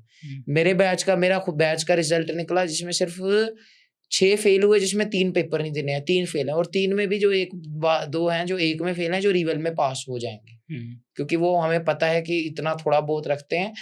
तो 3 पेपर आए हैं, 3 में कोई ऐसा बच्चा नहीं जो डबल डिजिट क्रॉस हुआ, नहीं तो पहले 50-60 फेल होते थे। तो ये हमने रिजल्ट इंप्रूव करवाया, वो एक बात बोल के। वो बात मैंने, अगर मेरे को कभी फेल करेंगे और मैं रीवेल में पास हूंगा, मैंने कंडीशन थी कि मैं फेल हूं तो मैं कुछ नहीं करूंगा, पर रीवेल में पास हो तो वो कंडीशन में फिर बताऊंगा, और वो पब्लिक में आ जाएगा फिर जो चीज होगी कंट्रोलर एग्जामिनेशन के बाहर। ओके हाँ, चलो फिर इसको हम वहीं पे रोकें। ओके वैसे आपसे बात करके काफी मजा आ रहा है। सो फटाफट हम 2 चीजों के ऊपर बात करेंगे जो एक ट्रेंडिंग है, यूजीसी एक्ट के बारे में आपकी क्या ओपिनियन है? बहुत ट्रेंडिंग टॉपिक चल रहा है पूरे हिंदुस्तान में, इसके बारे में बताएं, और दूसरा जो लॉ है उसके बारे में बताएं। लॉ के एनएलयू है, पहले एनएलयू पे कह देता हूँ। यूजीसी थोड़ा वास्ट टॉपिक है तो टाइम चाहिए होगा। एनएलयू का जो इशू है, एनएलयू का एक्ट का क्लॉज 3 ये कहता है कि मल्टीपल एनएलयू एक स्टेट में हो सकते हैं। आपका एनएलयू महाराष्ट्र में जाकर देखिए 3 एनएलयू हैं, यूपी में जाके देखिए 2 एनएलयू हैं, मध्य प्रदेश में शायद 2 एनएलयू हैं, हर जगह पे मल्टीपल एनएलयू हैं। जम्मू और कश्मीर में 2 एनएलयू होने चाहिए, क्योंकि जो एनएलयू में एन है इट स्टैंड्स फॉर नेशन, वो सिर्फ जम्मू के बंदे को नहीं मिल रहा, वो पूरे देश के लिए, वहां की तरक्की होगी। तो मेरा बिल्कुल ये मानना है, चाहे उमर साहब रिस्पॉन्सिबल हो, कोई भी हो, हम प्रोटेस्ट पे बिल्कुल तैयार हैं। इट्स देयर फॉल्ट, हमें जम्मू में भी एक एनएलयू चाहिए, कश्मीर में भी एक एनएलयू चाहिए।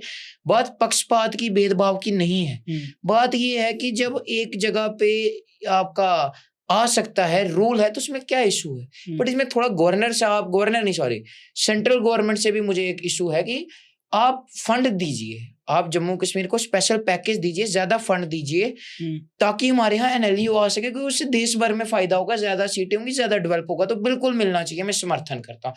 और जो व्यक्ति इसमें पार्टी पॉलिटिक्स करे कि हमारा सरकार है, हमारी पार्टी का वो है, कुछ मैंने एनसी के लोग देखे जो कह रहे नहीं भाई, इसमें तो हर कोई कूद रहा है। हाँ? इसमें कोई एनसी हो, कांग्रेस हो, बीजेपी हो, कोई भी हो, हर कोई। एनसी के भी कुछ मैंने देखे स्पर्श परिहार हैं, एक भाई हमारे किश्तवाड़ से, वो कह रहे हैं किश्तवाड़ में आना चाहिए, कोई मेरे भाई हैं, कोई कह रहे डोडा में आए, कोई कह रहे हैं पुंछ में आए, कोई कहीं आए। वो चीज बहुत अच्छी है, इर्रिस्पेक्टिव ऑफ पार्टी एफिलिएशन और पार्टी आइडियोलॉजी या कुछ भी, आप अपनी पार्टी से भी मांग करें कि जम्मू में भी आना चाहिए। लेकिन कुछ व्यक्ति जो इसमें जवाब दें कि भाई हमें जम्मू में क्यों चाहिए, हम नहीं देंगे, वो चीज गलत है, चाहे वो कोई भी बयान दे। आप ये समझो, अगर कोई छोटा बच्चा इस लॉ के बारे में समझना चाहता है तो इस लॉ का क्या बेनिफिट होगा? लॉ का सर ये बेनिफिट होगा कि एनएलयू मींस लॉ।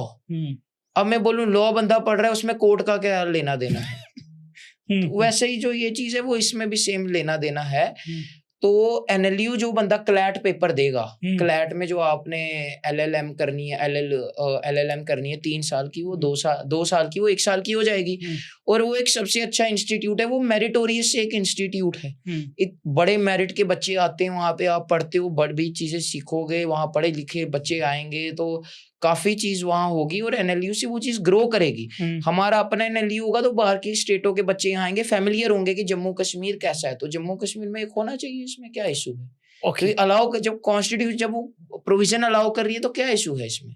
ओके, हाँ, UGC एक्ट के बारे में बताइए। देखिए UGC एक्ट में मैं थोड़ा टाइम लेना चाहूंगा आपसे, क्योंकि ये थोड़ा वास्ट टॉपिक है, लोगों को समझ नहीं आता। ठीक है, NLU में UGC जो कानून आया उसकी सपोर्ट में हूँ। हो क्यों हो सपोर्ट में? और बहुत सारे लोग नहीं है इसके नहीं है, मैं मानता हूँ, मुझे पता है मेरे को ये बोलने से नुकसान है, मेरा UGC को सपोर्ट करने से मुझको नुकसान है, जनरल कैटेगरी के हों लोगों में नुकसान है, लेकिन मैं वैसा बंदा हूँ, मेरे को फायदा नुकसान से मैंने पहले कहा आई डोंट केयर लोग क्या कहें, मेरा अपना आइडियोलॉजी है। इसमें जो क्लॉज है मैं आपको पहले एक्सप्लेन करना चाहूंगा। एक क्लॉज है कि रिवर्स पर्चा नहीं होगा और किसी ने झूठा आरोप लगाया, मैं इसके सपोर्ट में हूँ। हाँ, लोग क्यों सपोर्ट में है? हाँ नहीं, मैं इसका रीजन देता हूँ। हाँ। ये लोगों को पता ही नहीं है। लोग UGC में थोड़ी गए, मैं गया हूँ UGC में, मैंने रैगिंग की कंप्लेंटें की हैं बच्चों के फेवर में। लोगों ने थोड़ी, मैंने बच्चों की सपोर्ट में कैंपेन की कि यहाँ रैगिंग हुई है यूनिवर्सिटी में, UGC के तहत मैंने कमेटी बिठाई। यूनिवर्सिटी में पहली बार कमेटी बैठी ना रैगिंग पे, मैंने बिठाई है। अच्छा, हाँ, मैं किसी का नाम नहीं लूंगा, वो अच्छा नहीं लगता। अच्छा, एंड में आपको पता क्या होता है, UGC के लोगों को पता नहीं UGC क्या है। UGC है कि एक एक्ट प्रोविजंस है कि पनिशमेंट क्या होगी। इन्वेस्टिगेशन कौन बिठाता है? यूनिवर्सिटी बिठाती है। जब यूनिवर्सिटी इसमें इन्वेस्टिगेशन बिठाती है ना, उसमें ये लोग पता क्या करते हैं, यूनिवर्सिटी बाद में केस को ही खारिज कर देती है। क्यों? रैगिंग नहीं हुई। क्योंकि जब आप एक रैगिंग का केस रजिस्टर कर रहे हो, UGC की रैंकिंग नेशनल लेवल पर गिर रही है, यूनिवर्सिटी की UGC रैंकिंग नीचे गिर रही है, तो उससे उनको इफेक्ट होता है। तो एडमिनिस्ट्रेशन, VC, रजिस्ट्रार सारे कहते हैं भाई इस केस को डिसमिस करो, खारिज करो, क्योंकि अगर ये एक्सेप्टेड रहा तो उनकी रैंकिंग गिरेगी। जब आप SHO के पास जाते हो, कितनी बार होता है नहीं लगाते पर्चा, 15-20 दिन लगा देते हैं, बंदा सोचता है मैंने आना ही नहीं, लगाते नहीं। UGC, अगर मुझे बताओ, मैं एक बात कर रहा हूँ, एक लड़का था, मैंने केस किया यूनिवर्सिटी में, उस लड़के ने कहा मेरी रैगिंग हुई है, सारे एलिमेंट्स उसमें फॉल किए, ये तक चीज उसमें आती है, अगर कोई सीनियर डीमीनिंग बात कर रहा है वो भी रैगिंग है, जिसे सर्विस एक्ट। उन्होंने क्या किया, केस एक्सेप्ट किया, कमेटी बिठाई, 4 महीने बाद में केस ही खारिज कर दिया, कहते नहीं है रैगिंग। अब कल को जिसकी सच में रैगिंग हुई है वो केस कर रहा है, जब कमेटी बोल देगी ये रैगिंग नहीं है, केस को ही खत्म किया, जब उस पर रिवर्स पर्चा लगाया जाएगा, तो जो बच्चा पीड़ित था, जिसके ऊपर सच में बुरी चीज रैगिंग हुई, जिसकी हरासमेंट हुई, जब आपने कहा कि इस पे रिवर्स पर्चा लगेगा, तो इससे अच्छा तो वो बंदों में मैसेज आएगा यार रैगिंग हुई, हरासमेंट हुई, चुप करके सह लो, कंप्लेंट ही मत करो। क्योंकि जब तुम पे रिवर्स पर्चा लगने लग जाएगा तो कल को तो बंदा डर के मारे लगाएगा ही नहीं कंप्लेंट। रैगिंग भी हुई, मार भी पड़ी, उसके बाद पर्चा भी हो गया, घर वाले तो उल्टा कहेंगे तूने पर्चा ही क्यों किया, तो आप तो एनकरेज कर रहे हो, चुप करके सफर करो। इस चीज में मैं इसकी एक सपोर्ट में हूँ। दूसरा क्लॉज लाया गया कि इसमें SC ST OBC बंदे बैठेंगे, इसमें इंप्रूव होनी चाहिए एक चीज कि इसमें जनरल बंदा भी बैठे। हाँ, ये तो गलत है ना कि आप जनरल भी बैठना चाहिए, जनरल भी। बट ये लाने का भी एक रीजन क्या है, आप यूनिवर्सिटी इंस्टीट्यूट में चले जाओ, Jammu university, chancellor, VC, law school director, law department director, business director, आपका DSRS डायरेक्टर, आपका canteen, mess, warden, resident warden, कोई भी चले जाओ आपको पर्टिकुलर जनरल कास्ट के मिलेंगे। ये बात रियलिटी है। ये जम्मू यूनिवर्सिटी की बात कर रहा हूँ, पूरे देश में ही है, लेकिन मैं यूनिवर्सिटी पढ़ता हूँ तो मैं यहाँ का उदाहरण दे सकता हूँ, पूरे देश में ही है। पूरे देश में थोड़ी ना हो सकता है। आप जाके आप आओ, आप यूनिवर्सिटी में खुद आओ, मैं क्योंकि जहां पढ़ता हूँ, मैं ओपन कैसे कहूँ लॉ स्कूल के बारे में, वहां पे स्पेसिफिकली कास्ट के हैं। अच्छा, ये रियलिटी आप नेट पे देख लेना। तो SC ST OBC पढ़ते ही, मतलब प्रोफेसर तो बनते ही नहीं है, बहुत रेयर है, नहीं बनते हैं, लेकिन आजकल बन रहे हैं। हाँ जी, बहुत सारे, बहुत कम रेशो है, 1000 में से आप 4 की बात करोगे। अगर वो नहीं बन रहे हैं तो मैं इसमें नहीं जा रहा हूँ कि कौन बन रहा है कौन नहीं बन रहा है, वो मैं जा ही नहीं रहा हूँ, मेरिट पे है क्या है, मैं उसमें कमेंट नहीं। लेकिन अगर ये कानून नहीं लाया जा रहा, ST बंदे के साथ गलत होता है, SC के साथ गलत होता है, तो OBC के साथ गलत होता है, तो अब नहीं आपको लग रहा कि जनरल मेरी बात आप सुनो ना, मैं इस पे भी आऊंगा पॉइंट बाय। जब ये चीज होते हुए दिखाई दे रही है, जब वहां पे आप बंदे बिठाओगे, जब प्रपोर्शन ही, जब पॉपुलेशन ही देखी जाए इन प्रपोर्शनल टू दिस, जब है ही अपर कास्ट के ज्यादा है, तो जब वो होंगे ही नहीं तो वो दुख दर्द समझ ही नहीं पाएंगे कि इसके साथ गलत हुआ नहीं हुआ। कमेटी में बायसनेस आ सकती है, लेकिन इस पे भी मैं एक बात करना चाहूंगा, ये सिर्फ SC ST OBC के लिए नहीं लाया गया, ये मिसकंसेप्शन है। वहां के लिखा है caste based discrimination, caste based में ईडब्ल्यूएस भी है क्या? ईडब्ल्यूएस में जनरल नहीं है? ओबीसी आपका ओबीसी में हिंदू नहीं है? ईडब्ल्यूएस के बाद आरबीए हो गया, आरबीए के बाद और भी ज्यादा है, वो मुझे याद नहीं आ रही है। एक तो एएलसी, लाइन ऑफ कंट्रोल, कितने। तो जब आप उन पे कमेंट कर रहे हो ना, वो भी इसके अंदर कॉन्स्टिट्यूट हो रही हैं। तो ऐसा नहीं है कि वो नहीं कॉन्स्टिट्यूट। SC ST OBC लाने का मेन रीजन ये था कि 80-90% जो देश की आबादी वो इनसे आते हुए हमारे को दिखाई देती है और प्रोफेसर नहीं पढ़ते। लेकिन मैं इसमें भी कह रहा हूँ कि ऐसा होना चाहिए, अगर 5 कमिटी में बैठ रहे हैं, आप एक जनरल रख दो, है ना। और आपको लगता है जो SC ST OBC बैठ रहे हैं, जो बंदे मेरिट पे आ रहे हैं, क्या वो भेदभाव करेंगे? अच्छा ये मेरी कम्युनिटी का नहीं है, पूरी इन्वेस्टिगेशन रिपोर्ट बनती है, आप उसको फर्दर चैलेंज कर सकते हो जाके, मेरे को इसमें ये इशू आते हुए दिखाई देता है। तो इन चीजों में मैं UGC की सपोर्ट करता हूँ कि एक कमेटी जो बैठी जा रही है उसमें पूरा ये सब कुछ है। और रिवर्स पर्चे का मैंने आपको बता दिया, इक्विटेबल। और आप मुझे एक बात बताओ, जनरल कौन है जिस पे रिजर्वेशन नहीं लगती? वो जनरल है। सिख जनरल है, क्रिश्चियन जनरल है, मुस्लिम जनरल है, सारे हैं। नहीं, मुस्लिम के अंदर भी कैटेगरीज है। कैसे? जिस पे कैटेगरी नहीं लग रही वो तो जनरल है ना। जिस पे नहीं लग रही, हाँ वही मतलब मुस्लिम हो गया, हिंदू सारे हो गए। सिख का कोई प्रोटेस्ट नहीं हुआ, मुस्लिम कम्युनिटी का कोई प्रोटेस्ट नहीं, क्रिश्चियन कम्युनिटी का कोई प्रोटेस्ट नहीं हुआ। हिंदू में भी देखा जाए, लेकिन हिंदू में ज्यादा है ना, हिंदू में भी ज्यादा है। लेकिन मैं जनरल हूँ, मैं नहीं प्रोटेस्ट कर रहा। तो भाई जब मैं कास्ट बेस्ड कमेंट करूंगा ही नहीं, तो मेरे ऊपर कैसे वो चीज लगाएंगे? जो मैं कह रहा हूँ, मैंने कास्ट बेस्ड रिमार्क दिया ही नहीं, मेरे को डर ही नहीं है भाई, मैं कास्टिज्म करता ही नहीं, मुझे क्या डर है? आप ले आओ कि बंदे को रास्ते में गोली मार देंगे, जब मैं करता ही नहीं, मुझे क्या तकलीफ है?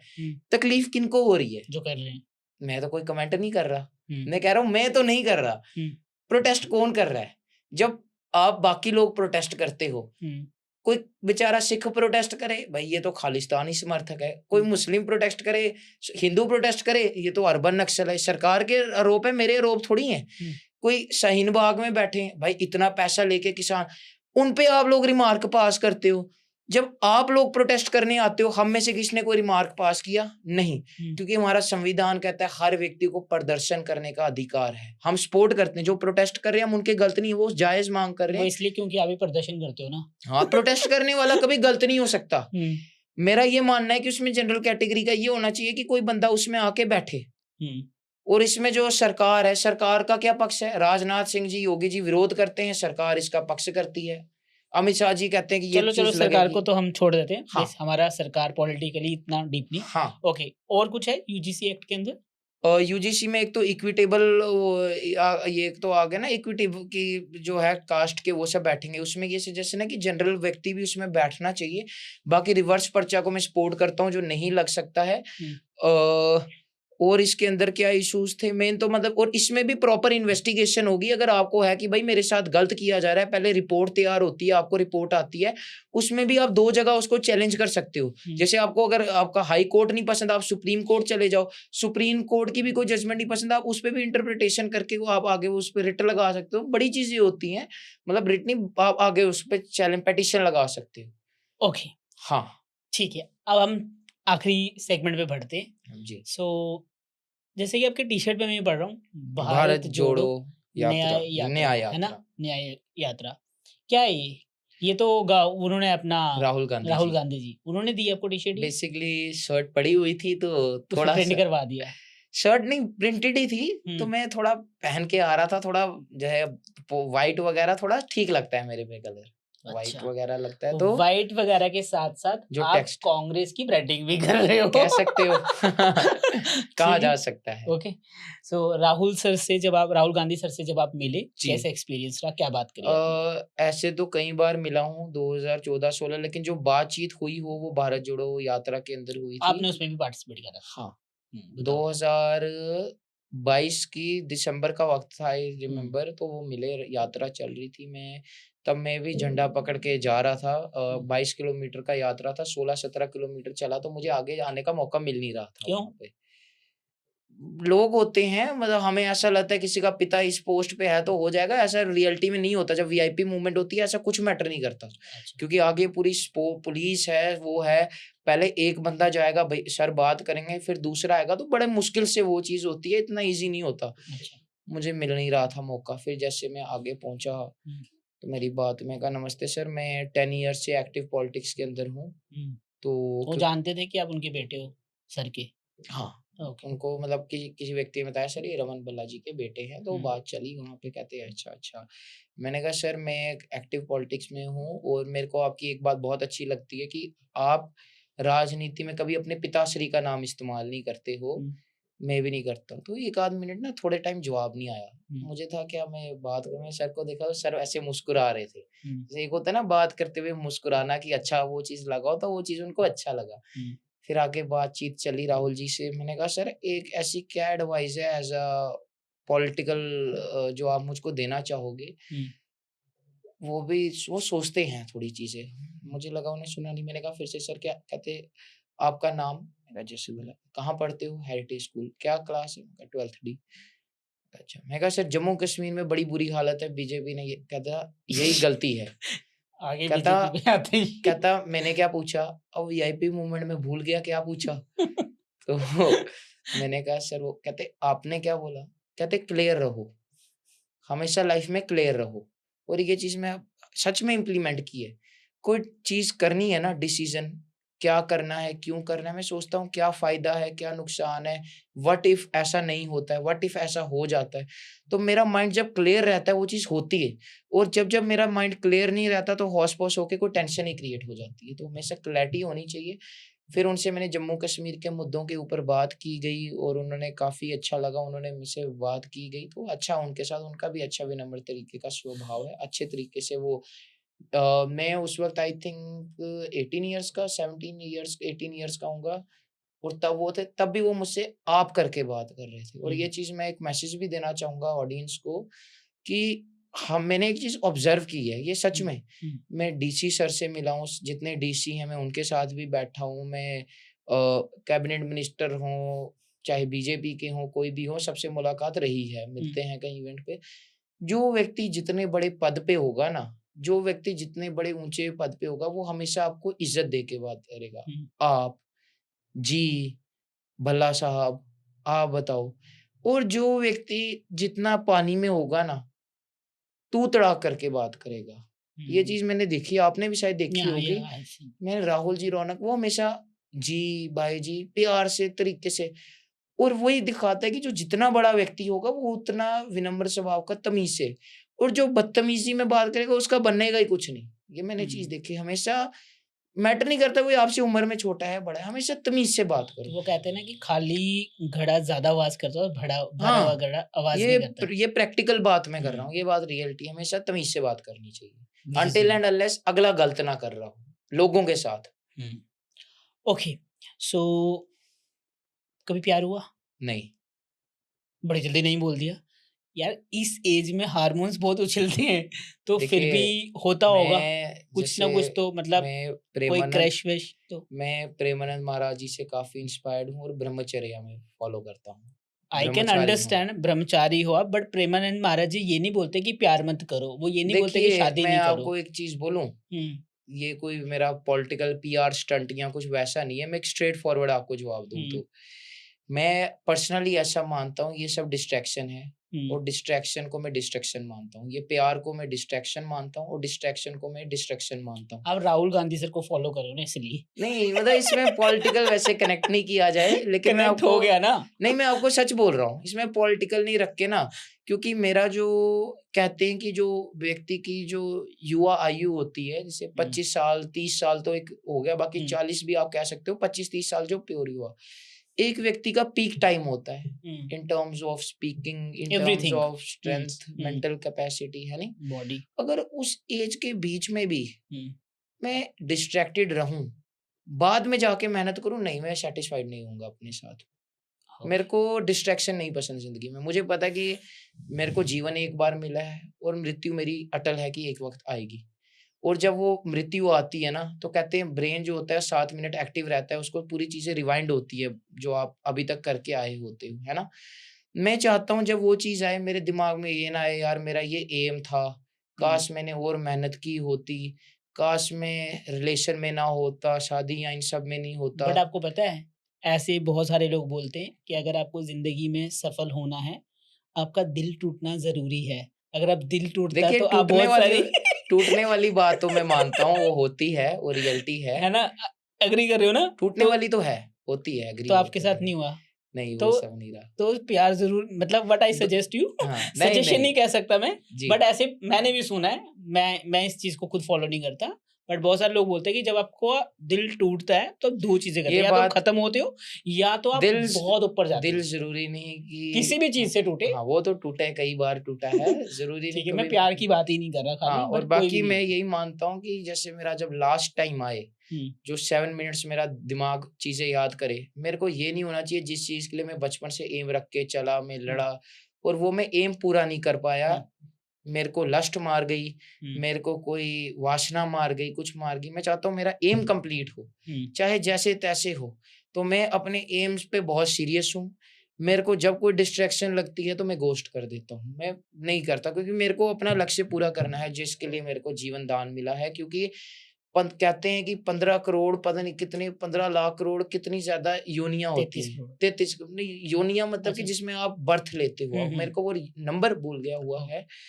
तो कई लाख योनियाँ, 2 लाख योनियाँ कुछ ऐसे करके हुँ, इतनी लाख योनियाँ होती है ना हमारे सनातन धर्म में जब आप मर रहे हो कि आप कीड़ा बनोगे, मकोड़ा कि आपने जो पाप किए उसको उसके बाद मनुष्य का जीवन मिलता है।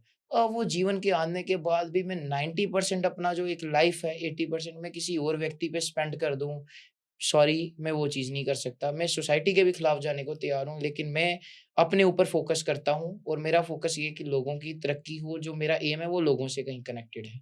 तो इसलिए मैं डिस्ट्रैक्शन नहीं चाहता, तभी मैं ये रिलेशनशिप हो गया, शराब हो गया, वेप हो गया, ये सब मैं इन सब से काफ़ी दूर हूँ और मैं चैलेंज करता हूँ यहाँ पे, कि लोग सोचेंगे तो ऐसे, जिस दिन आपको ये चीज़ दिख जाए कोई फ़ोटो में, आप किसी को बर्थडे विश कर रहे हैं, वो तो एक अलग ही चीज़ होगी कि आपको ओपन दिख जाए, अरे भला जी सिगरेट पी रहे हैं, स्मोक कर रहे हैं, आप उस दिन आके ये चीज़ वायरल करना। ओके जी, ठीक है। हाँ, सो आपके फ़ेवरेट भगवान, भगवान नहीं देवता, हाँ। यमराज।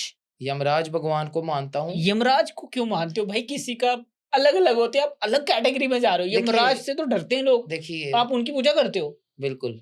मतलब यमराज जी को पूजा मतलब ऐसे अच्छा मानता हूँ मैं। हुँ, मैं जैसे हमारे कालीवीर जी हो गए, राजा मंडलीक जी हो गए, जो हुँ, हमारे अपने कुल देवता हो गए, इनको मानता हूँ। विष्णु भगवान जो हो गए, इनको मानता हूँ। लेकिन यमराज जी से मैं काफ़ी इंस्पिरेशन लेता हूँ और क्या है वो मैं आपको बताता हूँ।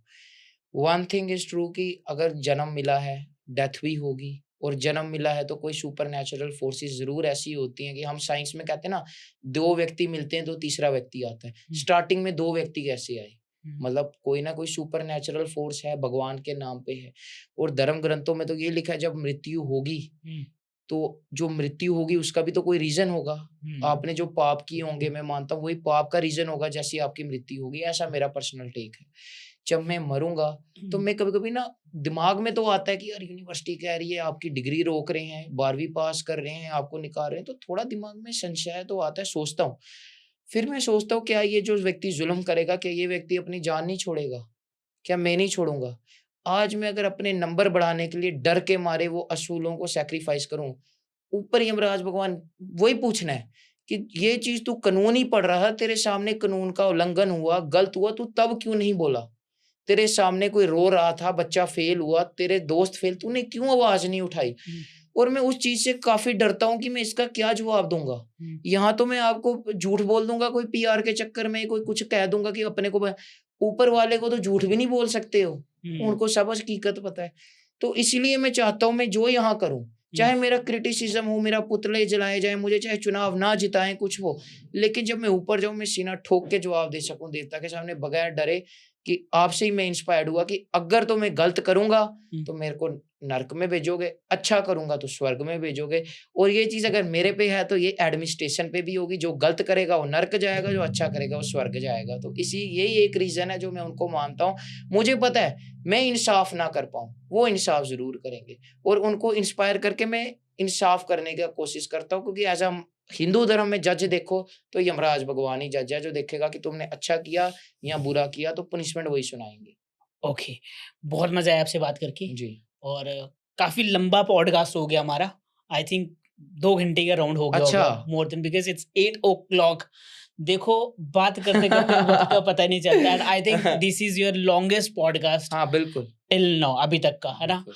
सो हमें भी मज़ा आया तभी अच्छे टाइम बैठे, अच्छा रहा। ओके, कुछ आप हमारे बारे में क्या बोलना चाहते हो रॉ हिट टॉक्स के बारे में? देखिए, आप जैसे चल रहे हैं ना, रॉ हिट टॉक्स चल रहा है आपका, जो ये चल रहा है, आप जो प्रोफ़ेशन में आए हैं, इसमें काफ़ी अच्छी आप मेहनत कर रहे हो और हुँ, आप बहुत बुलंदियों पे छूओगे। अगर तो आपको ज़िंदगी में क्रिटिसिज़्म मिला, कोई हुँ, क्रिटिक्स मिले, तो समझ लेना आपने अच्छा काम किया। हुँ, अगर कोई क्रिटिक्स नहीं मिले, तो आप अच्छे नहीं थे।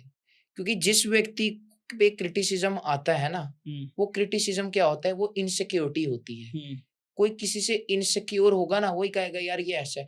अगर आप लोगों को इनसिक्योर कर रहे हो, मतलब लोग मान रहे हैं कि आप उनसे ऊपर आ चुके हो। हुँ, तो यही मैं आपको एक एडवाइस दे सकता हूँ कि जब आपको लगे कि क्रिटिसिज़्म आ रहा है, और क्रिटिसिज़्म कौन कर रहे हैं? सेम फील्ड वाले कर रहे हैं। हुँ। इसका मतलब है कि आप अच्छा कर रहे हो। ओके। जम्मू के यंगस्टर्स को, यूथ को रॉ हिट टॉक्स यानी कि हमारे पॉडकास्ट क्यों देखने चाहिए? आपको क्या लगता क्योंकि है? आप अलग-अलग इश्यूज़ पे बात करते हो, हुँ, अगले को बोर नहीं करते हो। हुँ, आपका एक मुद्दा नहीं होता, आपकी वैरायटी ऑफ मुद्दे होते हैं जिसमें हुँ। बंदा कुछ नई चीज़ें सीखता है। अलग-अलग व्यक्तियों को आप बुलाते हो, चाहे वो पॉलिटिकल हों, चाहे वो कोई एंटरप्रेन्योर्स आते हैं। एंटरप्रेन्योर हो, कुछ बंदा सीख के जाए, आप हुँ। भी कुछ सीखते हो और लोगों को भी कुछ सिखाते हो। तो इसीलिए आपको ज़रूर फ़ॉलो करना चाहिए ताकि आपसे हम एडवाइस ले सकें। Thank you so much. उम्मीद करते हैं कि जितने सारे लोग देख रहे हैं और जो भी इंसान इस पॉडकास्ट को पहली बार देख रहा है, मैं इसको उनको चाहूँगा कि आप हमारे चैनल को लाइक, शेयर, सब्सक्राइब करना बिल्कुल नहीं भूलिएगा। So thank you so much भाई, आपके साथ जी, बात करके बहुत मज़ा आया। मेरे थैंक को यू। ये फ़ील हुआ कि बहुत अच्छा माइंडसेट है। एक लीडरशिप वाली क्वालिटी या उन स्किल्स को आप डेवलप कर रहे हो। अभी आपको बहुत दूर तक जाना है, जी, but you are learning day by day, which is बिल्कुल। Very great thing. और जी, आप अपने अ एज मेट्स को, यानी कि जो आपका एज ग्रुप है, आप उनको इंस्पायर कर रहे हो जी, कि यार सही क्या है और गलत क्या है, जी, ठीक है? Apart the politics. जी, इसके साथ-साथ आप अपने कॉलेज और यूनिवर्सिटी वालों को ये बोल रहे हो कि यार आपको सही करना है, गलत नहीं करना है। तो आप कहीं न कहीं बहुत सारी अच्छी चीज़ें कर रहे हो जम्मू में, और जम्मू के यूथ के साथ आप खड़े हो और उन यूथ का आपको सपोर्ट भी है। सो आई रियली एप्रिशिएट इट। जी, और मैं ये चाहूँगा कि आप लाइफ़ में बहुत ग्रो करो। अब तो जी, आप वैसे वैसे भी आप मेरे फ्रेंड बन गए हो। जी, सो वी विल कनेक्ट। हम एक ही शहर में रहते हैं और बहुत पास-पास ही रहते हैं। जी, सो आई होप कि आप लाइफ़ में बहुत ग्रोथ अचीव करो। और जैसे आप चल रहे हो, बहुत जल्दी मेरे को लग रहा है नेक्स्ट जो हमारे जी, चुनाव होने वाले हैं, जी, आप कहीं हम शायद आपको वहाँ पे खड़ा होते हुए देखें। मुझे जी, नहीं पता आपका क्या है, क्या नहीं। जी, अभी तो ऐज आपकी, but age just a number. बिल्कुल। तो ये सब मैं इतना बिलीव नहीं करता। बाकी हो सकता है कि शायद जिस व्यक्ति के साथ आज मैं जी, बैठा हूँ, एक दिन बिल्कुल, वही इसी स्टेट का सीएम तक बन जाए, बिल्कुल। तो बहुत अच्छी बात होगी। हमें भी लगेगा यार हमारे फ्रेंड वहाँ तक पहुँच गए, which is very great. But जी, yes, focus on your study and your जी, स्किल। पहले अपने आप को बड़ा बनाएँगे, अपने स्किल्स को डेवलप करेंगे, नॉलेज लेंगे, बाकी चीज़ें बाय प्रोडक्ट आ जाएँगी। बिल्कुल सो आएँगी। ये था हमारा आज का एपिसोड। इस पूरे के पूरे एपिसोड से आपने क्या सीखा, ये आप हमें कमेंट्स के ज़रिए ज़रूर बताइएगा।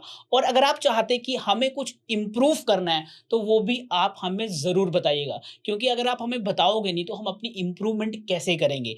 और एक और चीज़ बोलता हूँ, आप किस गेस्ट का पॉडकास्ट चाहते हो, आप हमें वो भी कमेंट्स के ज़रिए ज़रूर बताइएगा। हम पूरी कोशिश करेंगे कि उस गेस्ट को इस पॉडकास्ट में लेके आएँ।